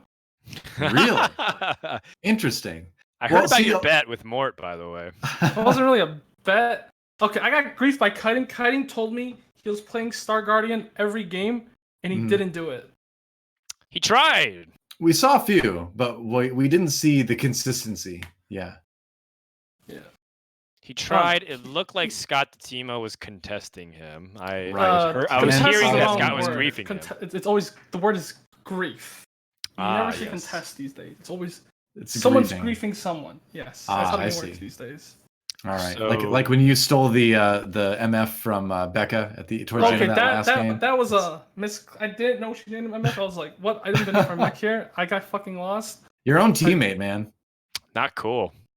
Yeah, if I knew she needed it, I probably would have taken something else because every item was like MF for me. What? You did the competitive thing. You Sure. made it hard for other people. Just yeah, but then she flamed me after a game and she said she's not my friend anymore. Oh no! Ooh. Oh, the unfriend. Yeah, The last friend, because I'm pretty sure you didn't make any other friends playing That's that true. Infiltrator. Probably losing even more. True. Actually, Yeah. that's actually true. That's right. Everyone's That's right. Yeah. Well, you can't disagree with results. So but that's the real question, right? You say you might move to Star Guardians only. Like, can we get any sort of firm statement from you going into actually, the new patch? That's probably a meme more so than anything, because I actually probably need to start actually playing the game because like this set I just like couldn't take it seriously. But ladder matters for competitive, I think, for next game. So I might that was just my next question. I might just play for real. Yeah, Wow. that was my next question, which was your thoughts on the competitive announcement. And yeah, you're talking about how you want to take it very seriously instead of just kind of grinding Mech Infiltrator on ladder. I was actually really disappointed on the competitive announcement because it's like 2 out of 16 people make it to like the world thing. So like let's say you're best player in TFT, right? Mm-hmm. There's a chance that all 3 sets, like let's say there's 3 sets a year, you don't make it to a single world, and I feel like that shouldn't be the case. I mean, that's kind of the nature of competition. They could cut off at any arbitrary number, and there's people left out. But 2 from the region is especially brutal. I definitely can understand that. It is a small number. Yeah. And it's not only that, but like it's also like it's like only one tournament matter, like that 2-day, like so it's like high roll that 2-day, like your entire set just comes down to those 2 days, and that's like all that matters. And yeah, it's 2 out of 16, which is like insane. What ends up happening is because that's the only thing, I think that's too much emphasis being placed on it. If there were more tournaments, I'm sure people could feel better about it. It's just that the one tournament that people will be focusing on, there's 2 spots for your region or 3 if you're China. And the entire set, like that's all that matters. Well, that's and like nothing else matters. If anything, that's the reason to start playing the game more than just doing mech every time, I suppose, is trying to be the best well-rounded player you can be to get that far, I suppose. Yeah. This set I've just been trolling. I can't take this set seriously. I don't know why. Well, you're definitely writing some time, but definitely get on that grind soon, man. Yeah. Yeah. All right. One last question for you, and I suppose we'll give you a chance to shout out whoever you want to shout out here on the stream. Shout out to Becca, of course, for tolerating you as your teammate. Yeah. What else you got though? Shout out to all the people that went re-roll Bang Bros. Shout out to all the people that went re-roll Star Guardian, because that just helps the mech players. So yeah, shout out to those people. 3-star Fizz, 2 games in a row. Yes, I've actually think I've only had like 2 like mech 9 games like in like over 100, and I got another 2 today, which is like insane. Right, I was saying that. I was like, I've played Mech Infiltrator, I feel like a handful of times. I don't think I've ever gone to 9. So yes, I played wild. that game, that was the most high, like I had a GP2 with fucking GA. I've like never had that before in my life. Like, that was the most high roll mech game I've ever seen. I had Mech 9 with 50 gold. I'm like, what now? Yeah. How do I make this better? Everything's level 10. You're like, do I spend 200 gold to find Kha'Zix 3 at this point? Like, you don't know. That's that 14% chance, man. You'll get it. Yeah. Those are the most insane high roll games I've ever had. Sweet. That was pretty nice. Well, we wish you the best as the tournament continues, both in your mech success, but also your success at large in becoming a more well-rounded teamfight tactics player here in the dreamland that is set 3. So thanks for joining us. Thank you. Later, Milk. See ya. Yep. All right. Sure, well, it won't be the last time we interview him. I doubt it. Yep. I mean, that's the kind of player that, like, yeah, he found something that works really well, and you can just go every game, and it's a meme, and it works. But like, from the past sets, like Delicious Milk is an incredible, well-rounded TFT player overall. So no doubt, even if he has some stuff to relearn from focusing on one comp so far this set, it's not going to take him very long. Yeah, I think it's really easy to look at the results and simplify it and milk abusing a really powerful composition. But I think that at the bottom line is he outperformed everybody, and it wasn't even really close. And I think not so much in that's the last 2 perhaps games. yeah, it's perhaps a lesson for people who are in lobbies with him in the future. Whether you're on ladder or you're in tournament, Milk will try to execute his game plan and enforce his will. So it's on you to grab his hand and pull him down to 7th and 8th with you. It's the honorable thing to do. That's right. That's right. Yeah. Well, let's take a look at our schedule for next week, because that's it for this week of Giant Slayer series. But we've got more matches coming down the road. Let's check that out, of course. Next week, April 20th and 21st, another great couple lobbies. And that'll be fun. We're going to mix it up again. It's fun to see the players play against people they haven't played as much. And we'll see how the point standings shake out. Yeah, and we'll see potentially Milk grief Becca again in Lobby B. That'd be awesome. Oh, poor Becca. That's rough. Yeah. I will say that a lot of these results, as much as we joke around and kind of have fun here, it's really easy when you have these many great players in one lobby for one person to kind of be singled out and just be like, why is that player playing badly, or why are they getting 8th? These players are all so good at the game, and it's fantastic to be able to watch high level TFT. I enjoy it so much, especially when it gets to the 1v1 positioning duels in the late game. I think that's my favorite. Right. I mean, if you think about where these guys are all at on the ladder, like even Diamond 3 is already like the top 0.6% of all players. So if you're a Grandmaster, you're in literally like the 0.0001% of players in this game. So going 8th in a lobby filled with that type of player is, it's going to happen to somebody. So it's not the end of the world. So yeah, not really much else to add here. I had a lot of fun, though. Yeah, me too. I'm really excited for 10.8 because 10.8 is going to introduce a lot of changes, not just the buffs and nerfs, but the player damage.